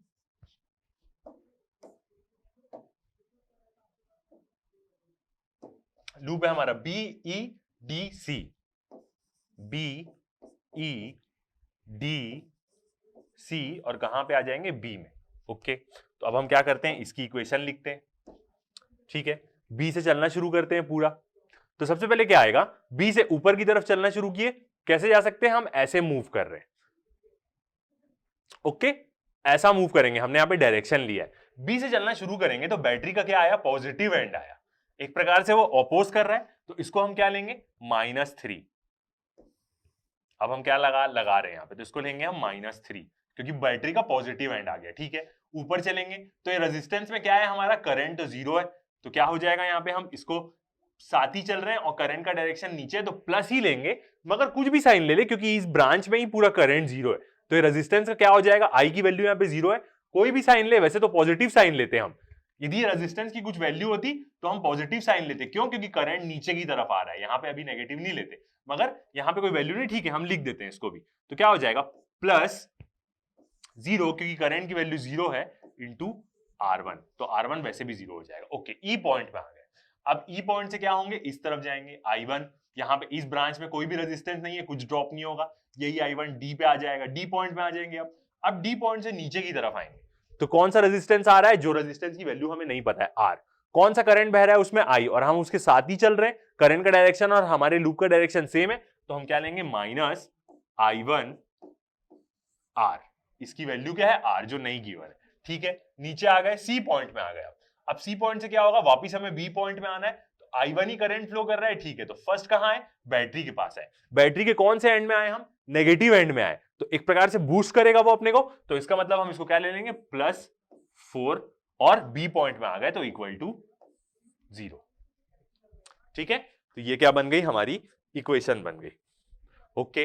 अब हम क्या करेंगे, इसको और सिंप्लीफाई करते हैं, तो क्या हो जाएगा, -3, ओके, विजिबल है आपको -3, ये वाली तो वैल्यू पूरी 0 हो जाएगी, -I1। अब हमने करंट की वैल्यू निकाल ली, I1 की वैल्यू हमने निकाल ली, कितनी आई थी हमारी, 2 एम्पियर। तो यहां पे लिख देंगे -2 इंटू R, R अननोन है हमारा, +4 = 0। तो इस इक्वेशन से हमें जो अननोन रेजिस्टर है यहाँ पे उसकी वैल्यू मिल जाएगी, ओके।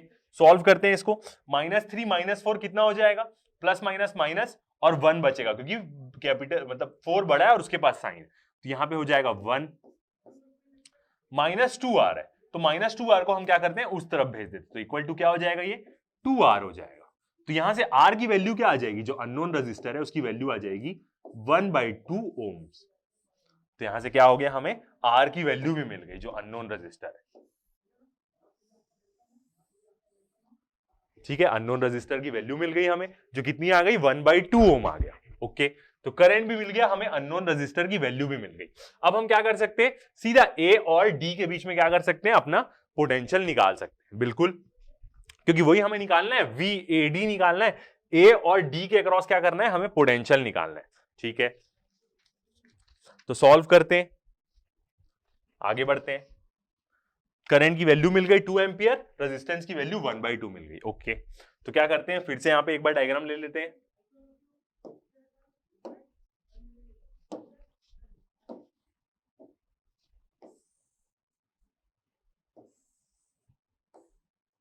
ठीक है, ओके, करंट की वैल्यू मिल गई है हमें और सब मिल गया है। कैसा करंट चल रहा है हमें पता है, I1, पूरा I1 ही जा रहा है सब में, I1 ही है यहाँ पे क्या है I1, ये भी I1 और यहाँ पे क्या जा रहा है I इक्वल टू 0। अब हमें क्या करना है, A और D के बीच में क्या निकालना है, पोटेंशियल निकालना है। मतलब ये A पॉइंट और ये D पॉइंट के बीच में, मतलब हमें क्या निकालना है, VAD निकालना है। ठीक है, तो अब हम क्या करेंगे, इसके लिए भी दो ठोक पाथ चलेंगे। कौन कौन सा पाथ लेते हैं, सबसे पहले हम अपना पाथ देते हैं, दोनों तरफ से जा सकते हैं, मतलब यहां से हम चलना शुरू किए ऐसे, और यहां पे इस पॉइंट में आके रुक जाएंगे तो हमें क्या मिल जाएगा, पोटेंशियल मिल जाएगा। या हम यहां से चल के ऐसे जाके यहां रुक गए तो हमें पोटेंशियल मिल जाएगा। मतलब दोनों से आंसर मिल सकता है, यहां से आके भी और यहां से भी आके। ठीक है, मगर हमें करंट की वैल्यू जानना जरूरी था, इसलिए हमने करंट की वैल्यू पहले निकाली। ठीक है, तो अब हम कौन सा पाथ लेते हैं, सबसे पहले फर्स्ट हम अपना पाथ लेते हैं DCBA। क्या है ये, एक प्रकार का पाथ ले रहे हैं DCBA, क्योंकि क्या निकालना है हमें, VAD निकालना है, पोटेंशियल डिफरेंस निकालना है। ओके, तो यहां से क्या करेंगे, हम D से चलना शुरू करेंगे और कहां आएंगे, A तक आएंगे, क्योंकि हमें V और D निकालना है। ठीक है, तो D से चलना शुरू करते हैं। सबसे पहले क्या है हमारा I1। ठीक है, करंट के डायरेक्शन में ही हम चलेंगे, ऐसे चल रहे हैं हम, ऐसे मूव कर रहे हैं, तो सबसे पहले क्या आएगा हमारा I1 और रेजिस्टेंस R के साथ आएगा, हमारे डायरेक्शन में ही है, तो इसको हम क्या लेंगे, माइनस I1R, बिल्कुल माइनस I1R। ठीक है, ये रेजिस्टेंस पार हो गया, सी पॉइंट पे आ गए। अब सी पॉइंट से करंट तो I1 ही जा रहा है, सबसे पहले क्या आएगी, बैटरी आएगी। बैटरी का कौन सा टर्मिनल आया, नेगेटिव टर्मिनल आया। तो नेगेटिव टर्मिनल जब पहुंचता है, हम एनकाउंटर करते हैं, तो उसको हम क्या लेते हैं, पॉजिटिव लेते हैं, तो क्या हो जाएगा, +4। ओके, आगे बढ़ गए, बी पॉइंट में आ गए, बी पॉइंट से बीच में कुछ नहीं था, फिर आगे आए, बी पॉइंट से आगे आए तो फिर 6 वोल्ट की बैटरी है और उसका भी नेगेटिव टर्मिनल आया हमारे सामने, तो उसको भी हम क्या ले लेंगे, +6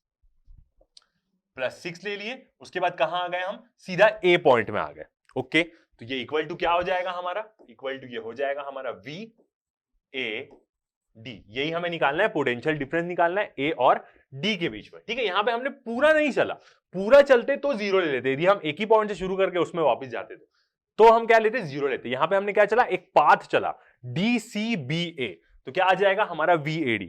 अब इसको हम सॉल्व करते हैं, तो हमारे करंट की वैल्यू कितनी आई थी, करंट I1 की वैल्यू आई थी हमारी 2 एम्पियर और रेजिस्टेंस की वैल्यू है 1/2, तो यहां पे वैल्यू पुट कर देते हैं, -2 इंटू R की वैल्यू क्या है 1/2, +4 + 6 क्या हो जाएगा हमारा 10 हो जाएगा, इक्वल टू VAD।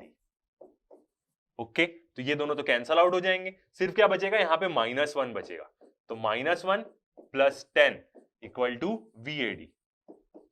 तो VAD कितना आ जाएगा, -1 10 करेंगे तो कितना आ जाएगा, पॉजिटिव नंबर आएगा, 9 वोल्ट। तो ये क्या आ गया हमारा, पोटेंशियल डिफरेंस आ गया। करंट की वैल्यू पता चल गई और रेजिस्टेंस की वैल्यू हमने लूप मेथड से निकाल ली, तो हमारा 9 वोल्ट आ गया। ओके, तो ये एक तरीके से आया। अब हम क्या कर सकते हैं, एक और पाथ चल सकते हैं, उससे भी आ जाएगा हमारा।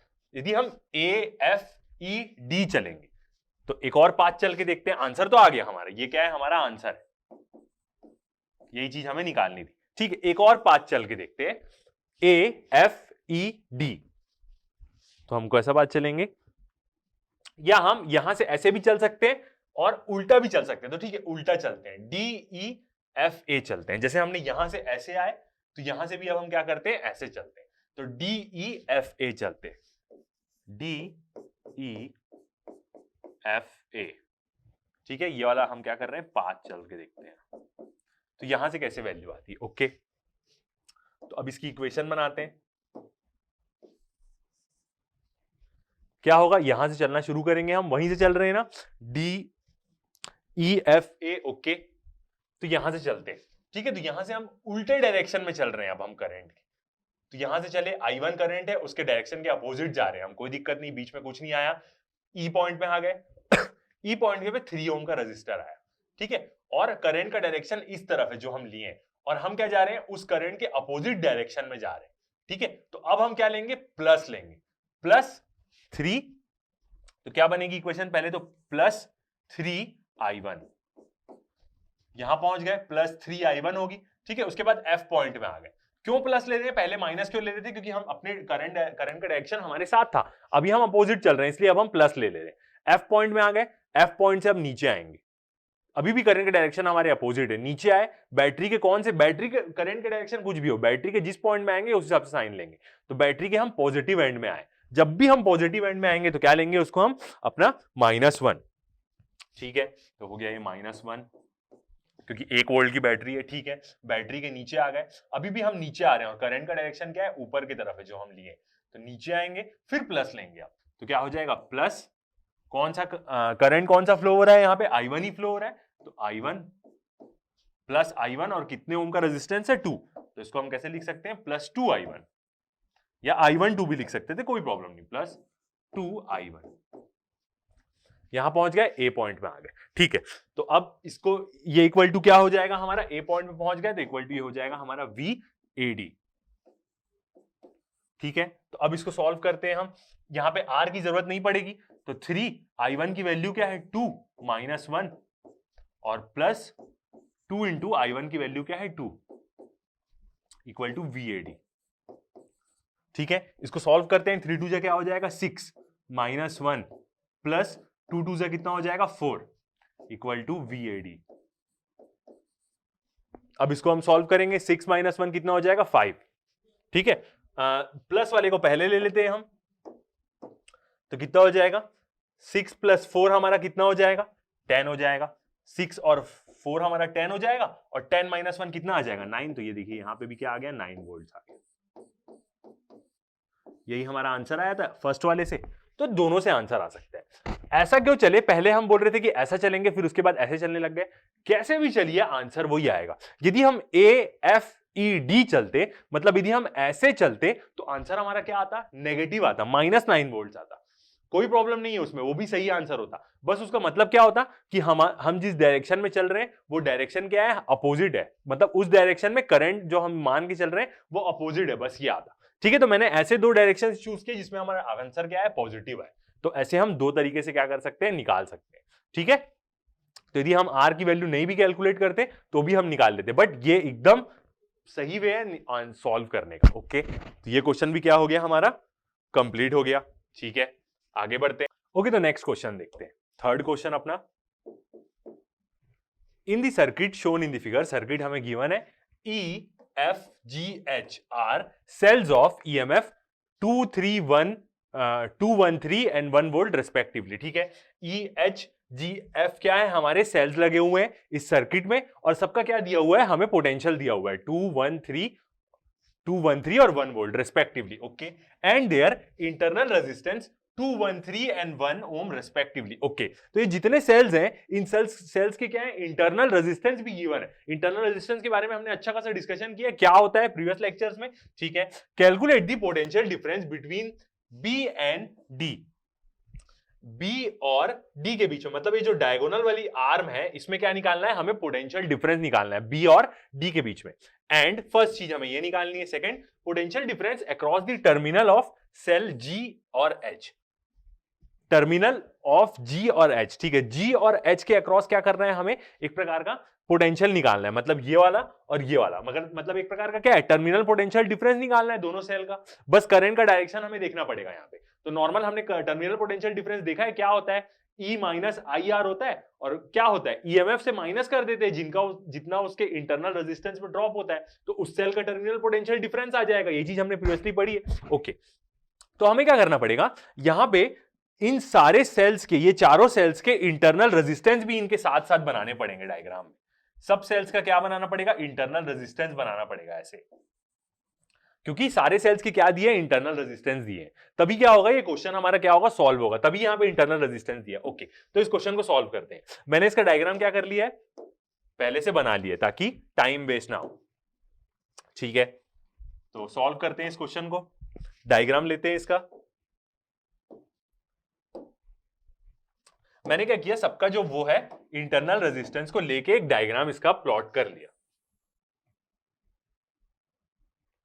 तो ये क्या है हमारा डायग्राम, ठीक है। सारे सेल्स जो है सबकी ईएमएफ लिखी गई है, जो क्या है हमारे जी, जो हमारा सेल्स था, जैसे आप देख सकते हैं EFGH जो था, EFGH तो था, सबका क्या है यहाँ पे पोटेंशियल, और उनका जो इंटरनल रेजिस्टेंस की वैल्यू है उसके बाजू में मैंने क्या करी, पूरा लिख दी, क्योंकि ऑब्वियस ही बात है हमें यहाँ पे इंटरनल रेजिस्टेंस उसका लेना पड़ेगा एक प्रकार से रेजिस्टेंस के फॉर्म में। तो हमारा क्या हो जाएगा, ये सर्किट बन गया। अब हमें बी और डी के बीच में क्या करना है, पोटेंशियल निकालना है, और ये जो जी वाला था 3 वोल्ट बैटरी और 1 वोल्ट बैटरी के क्रॉस, ये हमारा जी है और ये हमारा एच है, इसी के क्रॉस क्या करना है, हमें टर्मिनल पोटेंशियल डिफरेंस निकालना है। ओके, तो क्वेश्चन समझ में आ रहा होगा आपको, ठीक है। तो अब हम क्या करते हैं, यहां पे करंट का डायरेक्शन ले लेते हैं।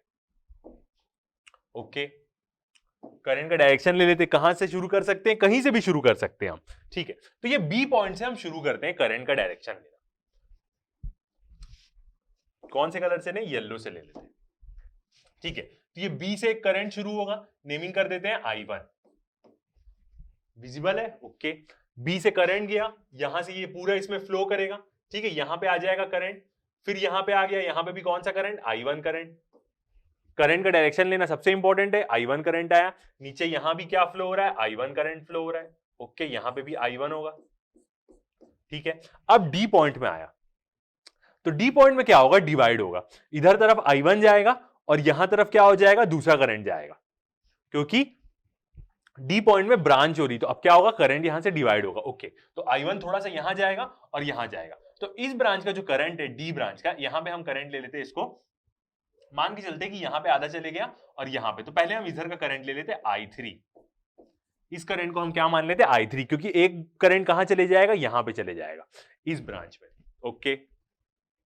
I3 भी ले सकते हैं, या हम इसको ले लेते I2 ले लेते, ठीक है, ओके। तो हमने डायग्राम ठीक कर लिया, यहां से क्या आ जाएगा I1, और इस पॉइंट से क्या होगा, दोनों जगह करंट जाएगा, तो यहां से क्या होगा, ये करंट डिवाइड होकर ऐसे जाएगा, इसकी वैल्यू अभी हम लिखेंगे, क्योंकि यहां से क्या होगा, करंट वापस आ जाएगा, ये जो इस ब्रांच में करंट जाएगा, ये कौन सा हो जाएगा, I2, ओके। विजिबल है आपको, बिल्कुल ठीक है। I2 करंट जाएगा, ये पूरा I2 फ्लो करेगा C तक, फिर यहां से कौन सा करंट रहेगा, I2 ही रहेगा, अभी डिवाइड नहीं हो रहा है, यहां से ऐसे आएगा, यहां पे भी I2 और यहां पे भी हमारा I2 B तक जाएगा। अब B के बाद क्या होगा, ये अंदर आएगा, क्योंकि ये यहां से भी जाएगा और ऊपर भी जाएगा, ब्रांच डिवाइड हो रही तो दोनों तरफ जाएगा, वो ऊपर तरफ I चले गया और ये क्या होगा, अंदर आएगा। मगर यहां पे करंट का डायरेक्शन क्या है, ये I1 ऐसे जा रहा था, तो यहां पे क्या है, I1 ऐसे जा रहा है और I2 क्या होगा, अंदर आएगा। तो अब हम क्या करेंगे, दोनों का डिफरेंस लिखेंगे, कैसे, I1 माइनस I2 लिखेंगे यहां से। तो यहां पे जो करंट होगा वो क्या हो जाएगा, I1 माइनस I2। ऐसा हम क्यों लिख रहे हैं, क्योंकि अभी हमें पता नहीं कौन सा करंट बड़ा है, कौन सा करंट छोटा है। यदि I2 की वैल्यू बड़ी हुई तो ठीक है, करंट का डायरेक्शन ऐसे फ्लो होने लग जाएगा। I1 बड़ा है तो जो हमने डायरेक्शन लिया है वो उसी डायरेक्शन में चले जाएगा। तो यहां से क्या हुआ, I1 आया, ऐसे गया, और नीचे ब्रांच में डिवाइड होकर ये I2 आया, और वो भी क्या होगा, वापिस यहाँ पे आएगा। तो इसलिए हमने I2 माइनस I1 लिखा, I1 का डायरेक्शन इधर, I2 का अंदर। तो यहाँ बीच वाली ब्रांच में क्या होगा, I1 माइनस I2 करंट होगा, ओके। तो ये एक इंपॉर्टेंट चीज है यहाँ पे समझने के लिए, ठीक है। तो अब हम क्या करते हैं, इसमें लूप ले लेते हैं। कैसे लूप चलाते हैं हम, ऐसे ले लेते हैं, ठीक है। ये क्या है हमारा, एंटी क्लॉकवाइज डायरेक्शन में हम लूप ले लेते हैं, और ऊपर वाला हिस्सा लेंगे, मतलब ये वाला ट्रायंगल लेंगे, BADB, ओके, ठीक है। तो अप्लाई करते हैं, अप्लाइंग, अप्लाइंग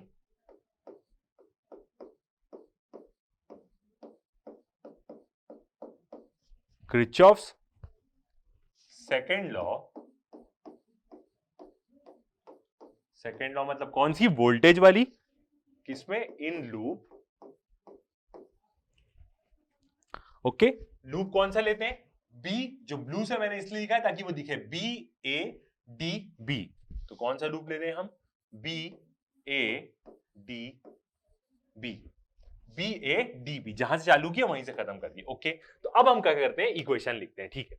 बी पॉइंट से शुरू कर रहे हैं हम, ऑलराइट। I1 करंट फ्लो कर रहा है, पहले क्या आया, बैटरी का नेगेटिव टर्मिनल आया, तो वो बैटरी का करंट भी हमारे डायरेक्शन में ही है, ठीक है। नेगेटिव टर्मिनल आया, तो नेगेटिव टर्मिनल आता है तो हम क्या लेते हैं, पॉजिटिव लेते हैं, ठीक है। तो क्या हो जाएगा, सबसे पहले आ जाएगा 2, क्योंकि 2 वोल्ट की बैटरी है, ठीक है। बैटरी क्रॉस कर लिए हम, आगे आ गए, करंट का डायरेक्शन इस तरफ है, रेजिस्टेंस आया कितना, 2 ओम का। ये एक प्रकार का क्या है, ग्रीन रंग से, इसका मतलब क्या है, वो बैटरी का इंटरनल रेजिस्टेंस है जो क्वेश्चन में हमें दिया गया था, ठीक है, उसको हमने बाहर लिया है, तो 2 ओम आया।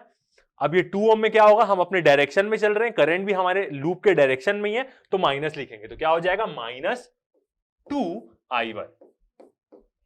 ओके, अभी तक मेरे को नहीं लगता शायद किसी को भी डायरेक्शन में दिक्कत हुई होगी। -2i1 ए पॉइंट में आ गए हम, ठीक है, ए पॉइंट से भी नीचे i1 ही करंट आ रहा है, और पहला रेजिस्टेंस क्या आया हमारे 1 ओम का आया। कैसे भी ले सकते हैं आप, इस बैटरी को भी पहले ले सकते थे, इसको भी वही ले सकते थे, वही इक्वेशन बनती, कोई दिक्कत नहीं। ये एक प्रकार से इंटरनल रेजिस्टेंस है, इसको आप बैटरी को भी ऊपर रख सकते थे, डायग्राम बनाने में कुछ नहीं होता, कोई चेंजेस नहीं आता। ए पॉइंट में आए, नीचे आ रहे हैं, i1 करंट फ्लो कर रहा है, सामने रेजिस्टेंस है 1 ओम का, ड्रॉप होगा, हम अपने हमारे डायरेक्शन में, जिस डायरेक्शन में हम चल रहे हैं उसी डायरेक्शन में करंट आ रहा है, तो इसका मतलब हम माइनस लेंगे, तो क्या हो जाएगा, -1i1, -1i1। ओके, रेजिस्टेंस पार कर दिए हम, फिर यहां पे आ गए, अब बैटरी आ रही है, सेल आ रहा है, और सेल का कौन सा टर्मिनल आया हमारे एनकाउंटर की, जब हम ऐसे नीचे आ रहे थे तो पॉजिटिव टर्मिनल आया। पॉजिटिव टर्मिनल आया, इसका मतलब हम क्या लेंगे, एक प्रकार से वो अपोज करेगा, तो उसको हम क्या ले लेंगे, माइनस, तो माइनस, और वैल्यू कितनी उसकी, 1। ओके, कहां आ गए, डी पॉइंट में आ गया, ठीक है। अब डी पॉइंट से कहां जाएंगे, हम ऐसे जाएंगे, क्योंकि हम ये वाला लूप लिए, तो डी पॉइंट से अब हम इस तरफ जाएंगे। करंट कौन सा चल रहा है यहां पे, अब ये ब्रांच में आ गए हम, तो ये ब्रांच का करंट क्या है, i1 -i2 है, बीच वाली जो डायगोनल वाली ब्रांच है, इसमें जो करंट होगा वो i1 -i2 होगा। ओके, i1 -i2 का करंट है, मतलब ये करंट भी यहीं पे ही होगा, और कितने का ड्रॉप हो रहा है, 2 ओम्स का ड्रॉप हो रहा है, तो इक्वेशन क्या आएगी, और करंट जिस डायरेक्शन में हम चल रहे हैं उसी डायरेक्शन में करंट भी है, तो इसका मतलब क्या हो जाएगा, माइनस कितना ओम है, 2, ब्रैकेट में क्या, i1 -i2, okay, equal to 0। क्यों, क्योंकि अब हम बी पॉइंट में वापस आ गए, तो चेंज इन पोटेंशियल क्या हो जाएगा, जहां से शुरू किए वहां से एंड किए 0 आ जाएगा। ओके, तो एक इक्वेशन बन गई हमारी। तो अब क्या करते हैं, इसको सिंप्लीफाई करते हैं। 2 है और -1 है, ये तो 2 उसके साथ मल्टीप्लाई है, नॉर्मल सिंपल क्या है, 2 और -1, तो यहां से हम 2 से -1 करेंगे तो कितना आ जाएगा, 1 आ जाएगा। ओके, अब उसके बाद -2i1 और -1i1, माइनस माइनस प्लस हो जाएगा और साइन आएगा माइनस का, तो -3i1 हो जाएगा। ये दोनों को हमने एक कर लिया, क्या कर रहे हैं हम, सिंप्लीफाई कर रहे हैं, ठीक है, ये चारों हो गए। अब बचा -2 ब्रैकेट में i1 -i2, ठीक है, अंडर मल्टीप्लाई कर देते हैं, -2i1, ओके, माइनस माइनस क्या हो जाएगा, प्लस हो जाएगा, प्लस 2i2 इक्वल टू 0, ठीक है, ये बन गई हमारी इक्वेशन। और देखते हैं, और सिंप्लीफाई हो सकता है, यहां पे i1 है और ये i1 है, तो क्या हो जाएगा, 1 माइनस, दोनों माइनस है, minus minus plus, sign minus का ही आएगा, तो -5i1 आ जाएगा, और प्लस 2i2 इक्वल टू 0, ठीक है, ये हमारी इक्वेशन बन गई। अब इससे ज्यादा हम इसको सॉल्व नहीं कर सकते, अब दूसरा हमें लूप लेना पड़ेगा, वहां से हम इसको देखेंगे। ओके, तो अगला लेते हैं, अब अगले लूप में अप्लाई करते हैं, अप्लाइंग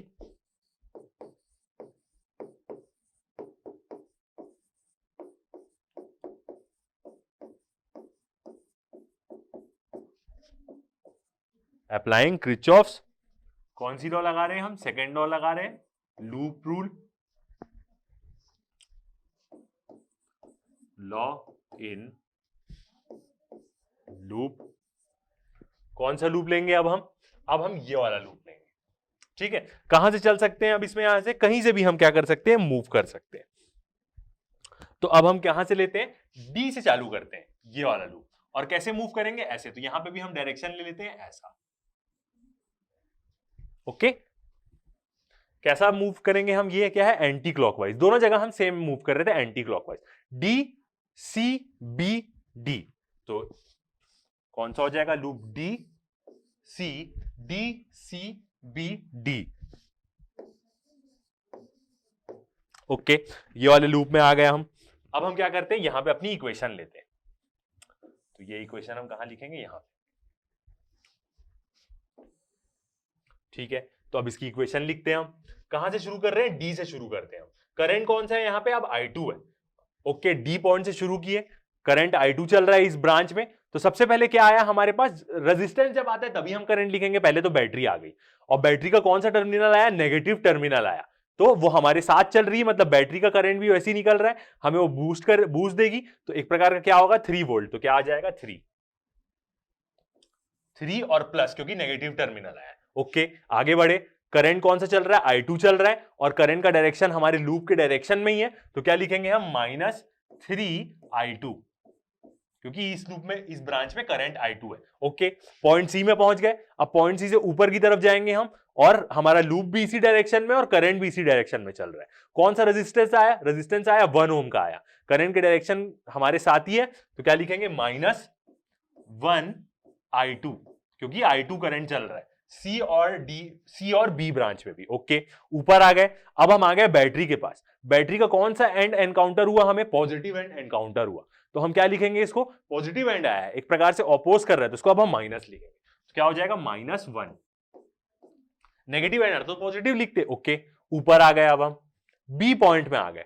अब बी पॉइंट से कहां आएंगे, ऐसे अंदर आएंगे क्योंकि हम ऐसे चल रहे हैं, ऐसे चल रहे हैं, समझ में आ रहा है आपको। बी पॉइंट से अब हम अंदर डायगोनल की तरफ आएंगे, डायगोनल की तरफ अंदर आए। जब हम अंदर आएंगे यहां से ऊपर से, तो करंट का डायरेक्शन हमारे अपोजिट है, हम अंदर की तरफ आ रहे हैं हमारे लूप के हिसाब से और करंट का डायरेक्शन अपोजिट है, तो अब हम क्या लेंगे, प्लस लेंगे क्योंकि पहले हमारे साथ करंट चल रहा था तो हम माइनस ले रहे थे, अब करंट का डायरेक्शन हमारे अपोजिट है, कहां पे ड्रॉप होगा, 2 ओम में ही ड्रॉप होगा, तो अब हम इसको प्लस लेंगे, +2 ब्रैकेट में क्या है, कौन सा करंट है बीच के डायगोनल में, I1 -I2।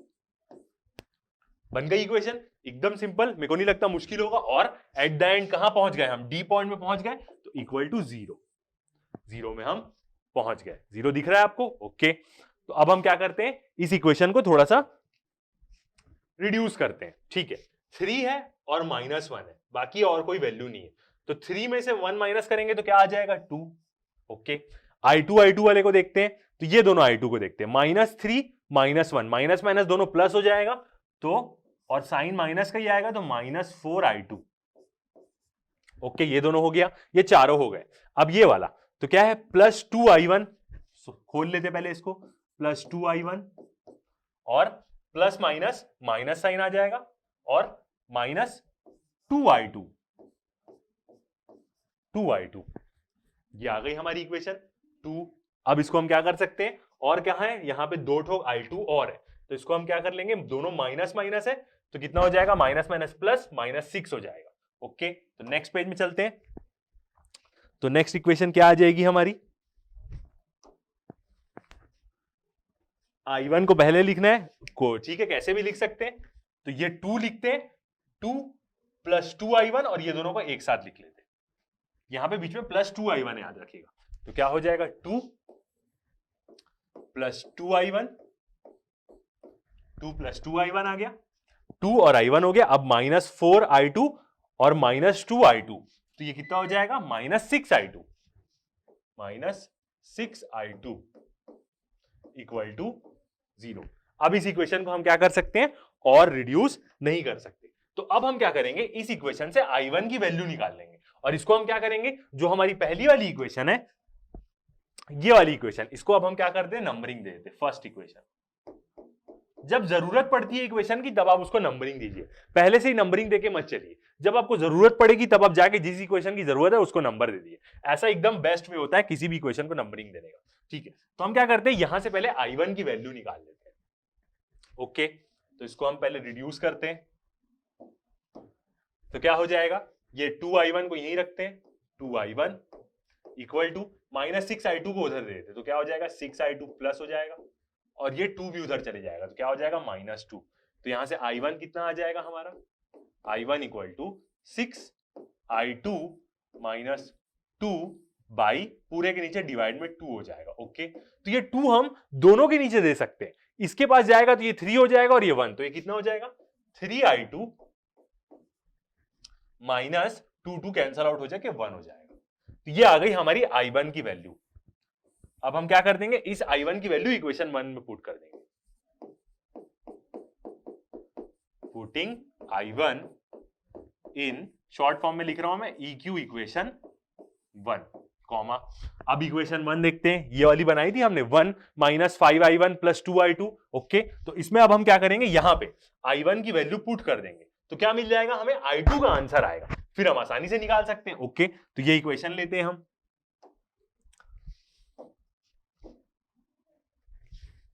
क्या आई थी इक्वेशन हमारी? 1 माइनस 5i1 था, देख सकते हैं आप 5i1।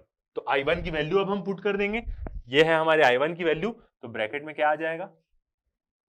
6i2 माइनस ये वाली, हमने तो उसको रिड्यूस कर दिया है, तो ब्रैकेट में 3i2 माइनस 1। ओके, ये i1 की वैल्यू पुट कर दी हमने। और क्या है आगे में? प्लस 2i2, तो उसको भी पुट कर देते, plus 2i2 equal to 0। Okay, तो अब हम क्या करते हैं, इसको सॉल्व कर लेते हैं। तो 1 माइनस माइनस साइन आएगा, 5 3 जा 15, 15i2 माइनस माइनस प्लस, और 5 1 जा 5, 5 आ गया। ओके, और यहां पे क्या है? Plus 2i2 equal to 0। All right, ये बन गया हमारी इक्वेशन। अब इस इक्वेशन में क्या करना है, हमें यहां से i2 की वैल्यू निकालनी। तो देख लेते, 1 है और प्लस 5 है, तो ये दोनों क्या हो जाएगा? 6 हो जाएगा हमारा। बिल्कुल, दोनों की वैल्यू क्या हो जाएगी हमारी? 6 हो जाएगी। तो इसको लिख लेते, 6, 1 और 5, 6 हो गया। और क्या है?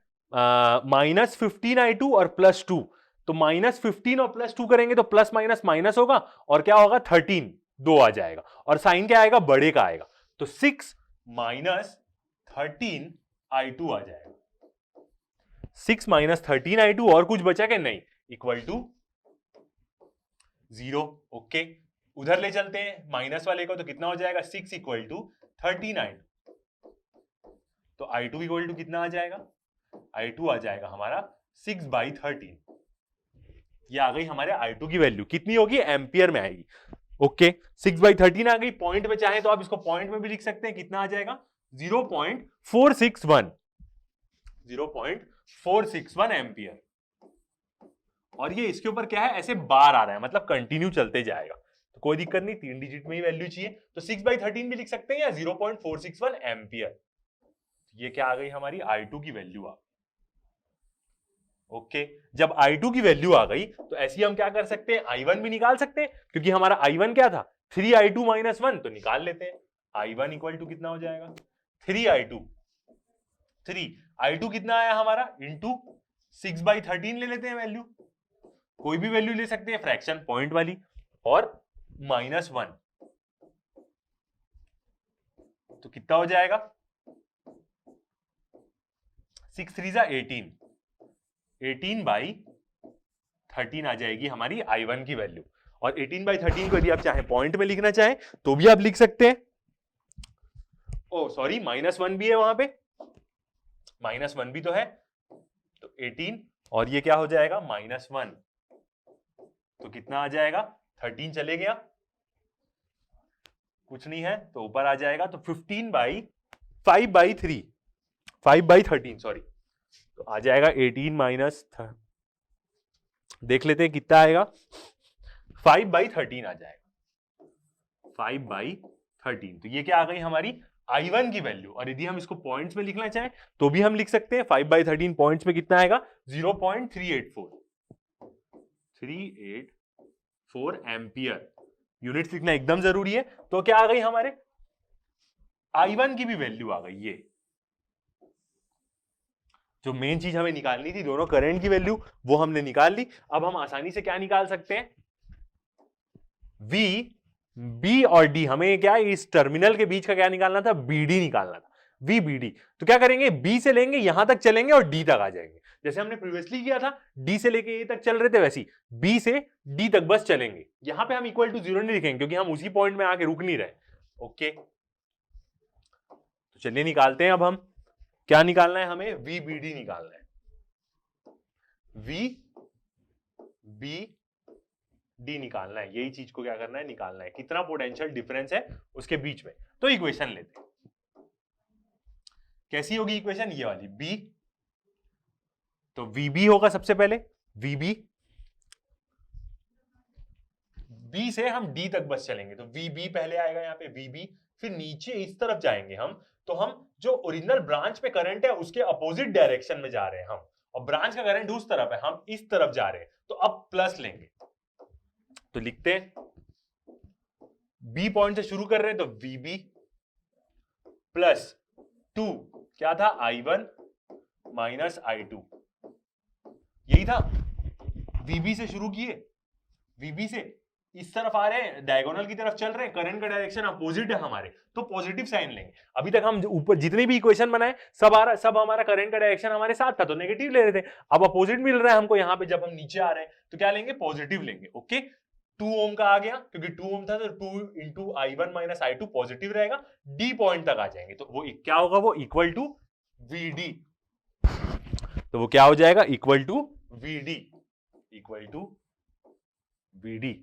ओके, अब हम क्या करेंगे, VD को यहां ले लेते हैं, तो क्या हो जाएगा, VB minus VD equal to, ये उधर चले जाएगा, तो -2 ब्रैकेट में I1 और बीच में क्या है, माइनस साइन है,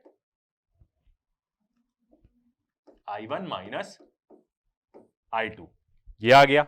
ओके, तो अभी हम फर्स्ट आंसर निकाल रहे हैं, जो फर्स्ट पॉइंट में हमें निकालने बोला था, बी और डी के बीच में पोटेंशियल डिफरेंस निकालो। तो यहां पे अब हम क्या है, हमें वैल्यू पता है, तो इसको हम सॉल्व कर देंगे। इक्वल टू क्या हो जाएगा, -2, I1 की वैल्यू कितनी आई है हमारी, 5/13, और माइनस I2 की वैल्यू कितनी आई है हमारी, 6/13। भले माइनस साइन दिख रहा है, मगर आप इसको सॉल्व करेंगे तो क्या आ जाएगा आपका आंसर, 2/13। ये क्या आ गया हमारा, B माइनस डी, मतलब ये VBD आ गया 2/13, और इसको यदि आप पॉइंट्स में लिखना चाहें तो वो क्या हो जाएगा, 0.153 वोल्ट्स। तो ये अब हमारा आया फर्स्ट आंसर जो हमें निकालने बोला था। बस प्लस माइनस ही करना है, एकदम सिंपल है। तो ये फर्स्ट वाला हमारा आ गया आंसर। ओके, अब हमें बोला था कि G और H के अक्रॉस क्या निकालो, वो निकालो, टर्मिनल पोटेंशियल निकालो, मतलब G और H के अक्रॉस टर्मिनल पोटेंशियल निकालने हमें बोला था। तो निकाल सकते हैं सेम वैसी जैसे हम किए, और नॉर्मल हम क्या करेंगे, यहां पे भी हम क्या करेंगे, मूव करके ही निकाल सकते हैं। ठीक है, तो निकालते हैं।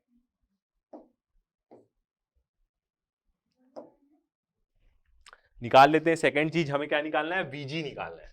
तो सेकंड चीज कैलकुलेट करते हैं, VG मतलब जो नीचे वाला सेल है G, जो सबसे एकदम लोअर में, उसके अक्रॉस पोटेंशियल डिफरेंस निकालना है। तो क्या हो जाएगा हमारा, इक्वल टू, नॉर्मल हम इसको कैसे निकाल सकते हैं, EG मतलब जो उसका EMF है, माइनस क्या हो जाएगा, करंट, वहां पे करंट कौन सा है, सेकंड वाला करंट है, और उसका terminal potential, sorry internal resistance RG। ठीक है, मगर ऐसा हम कब कर सकते हैं, जब हमें डायरेक्शन पता है, RG। ऐसा हम कब कर सकते हैं, जब हमें डायरेक्शन पता है, सीधा फॉर्मूला नहीं लगा सकते। ठीक है, यही वाला जो है सेल, इसी का मतलब टर्मिनल पोटेंशियल निकालना है, मतलब DC निकालना है हमें। ओके, तो अब हम चल सकते हैं यहां से ऐसे, यदि हम चलेंगे अपने करंट के डायरेक्शन में, तो क्या आ जाएगा, सबसे पहले नेगेटिव साइन आ रहा है बैटरी का, तो 3 वोल्ट। ठीक है, तो लिखते हैं वैसी, यहां पे क्या आ जाएगा, इक्वल टू 3, और EG भी हमारा 3 ही है, देखिएगा यही वाला G बैटरी है, और इसका वोल्ट भी 3 है। ठीक है, यहां गए साथ ही चल रहे हैं, तो क्या लिखेंगे हम, माइनस करंट I2, तो क्या लिख सकते हैं, -3I2, ऐसा लिख सकते हैं हम, बिल्कुल। 3 ओम का यहाँ पे रेजिस्टेंस ड्रॉप हो रहा है, करंट कौन सा चल रहा है, I2 चल रहा है, तो 3I2, और हमें I2 की वैल्यू पता है, कितनी है हमारी I2 की वैल्यू आई है, 6/13। तो कितना हो जाएगा ये, 3 माइनस 3 इंटू 6/13, ये हो जाएगा बिल्कुल 3 इंटू 6/13। तो VG हमारा कितना आ जाएगा, मतलब वो जो G वाली बैटरी सबसे नीचे में लगी हुई है, उसके अक्रॉस हम टर्मिनल पोटेंशियल निकाल रहे थे, तो 21/13 आ जाएगा, कितना, वोल्ट्स। और यदि पॉइंट में देखना चाहें तो आप 1.615 वोल्ट्स आ जाएगा। तो ये क्या आ गया हमारा, एक आंसर आ गया।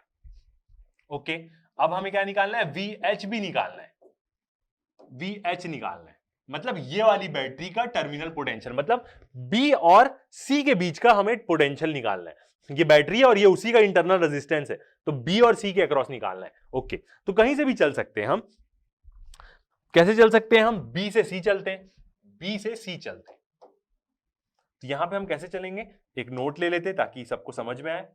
कैसे चलेंगे हम? बी से सी चलते हैं तो हमें क्या होगा, समझ में आएगा अच्छे से। ओके, बी पॉइंट से सी तक जाएंगे, आ जाएगा। नीचे आते हैं, क्या हो रहा है, करंट के अपोजिट चल रहे हैं। ठीक है, अभी कोई टेंशन नहीं क्योंकि अभी बैटरी आई। बैटरी का कौन सा एंड आया? नेगेटिव एंड आया, बिल्कुल नेगेटिव एंड आया। बैटरी का क्या है? 1 वोल्ट की है, तो हम क्या लेंगे? प्लस लेंगे, तो क्या हो जाएगा? 1।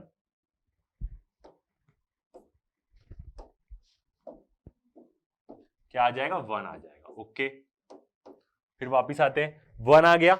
अब नीचे आएंगे, अब आया रेजिस्टेंस 1 ओम का। ओके, और हम नीचे आ रहे हैं, करंट का डायरेक्शन अपोजिट है हमारे, I2 करंट ऊपर की तरफ जा रहा है। तो अब हम क्या साइन लेंगे? पॉजिटिव साइन लेंगे, क्योंकि हम जिस डायरेक्शन में चल रहे हैं उसके अपोजिट जा रहा है करंट। अभी कोई लूप नहीं देखेगा, याद रखना, हम लूप नहीं देख रहे हैं, अभी सिर्फ हम एक नोड, एक आर्म में बस चल रहे हैं इस बैटरी का पोटेंशियल निकालने, इस बैटरी का टर्मिनल पोटेंशियल निकालने के लिए। अभी लूप में नहीं चल रहे हैं, तो ये लूप का साइन देके कोई कंफ्यूज नहीं होगा। अभी बी से सी चल रहे हैं बस हम, ये बैटरी के लिए। ओके, तो हम नीचे आ रहे हैं, करंट का डायरेक्शन ऊपर है, तो प्लस लेंगे, तो प्लस I2 1 प्लस 1 I2, तो क्या आ जाएगा? Plus 1 I2। Okay, value put करते हैं और डायरेक्शन अभी हमें समझ में आ गया, तो इस चीज को हम हटा सकते हैं। अभी वैल्यू पुट करते हैं, तो 1 प्लस I2 है, I2 की वैल्यू क्या है? 6/13, तो 1 प्लस 6/13, कितना आ जाएगा? VH, मतलब जो साइड वाली बैटरी है उसके अक्रॉस पोटेंशियल 19/13 वोल्ट्स, 19/13 वोल्ट्स, तो ये आ जाएगा।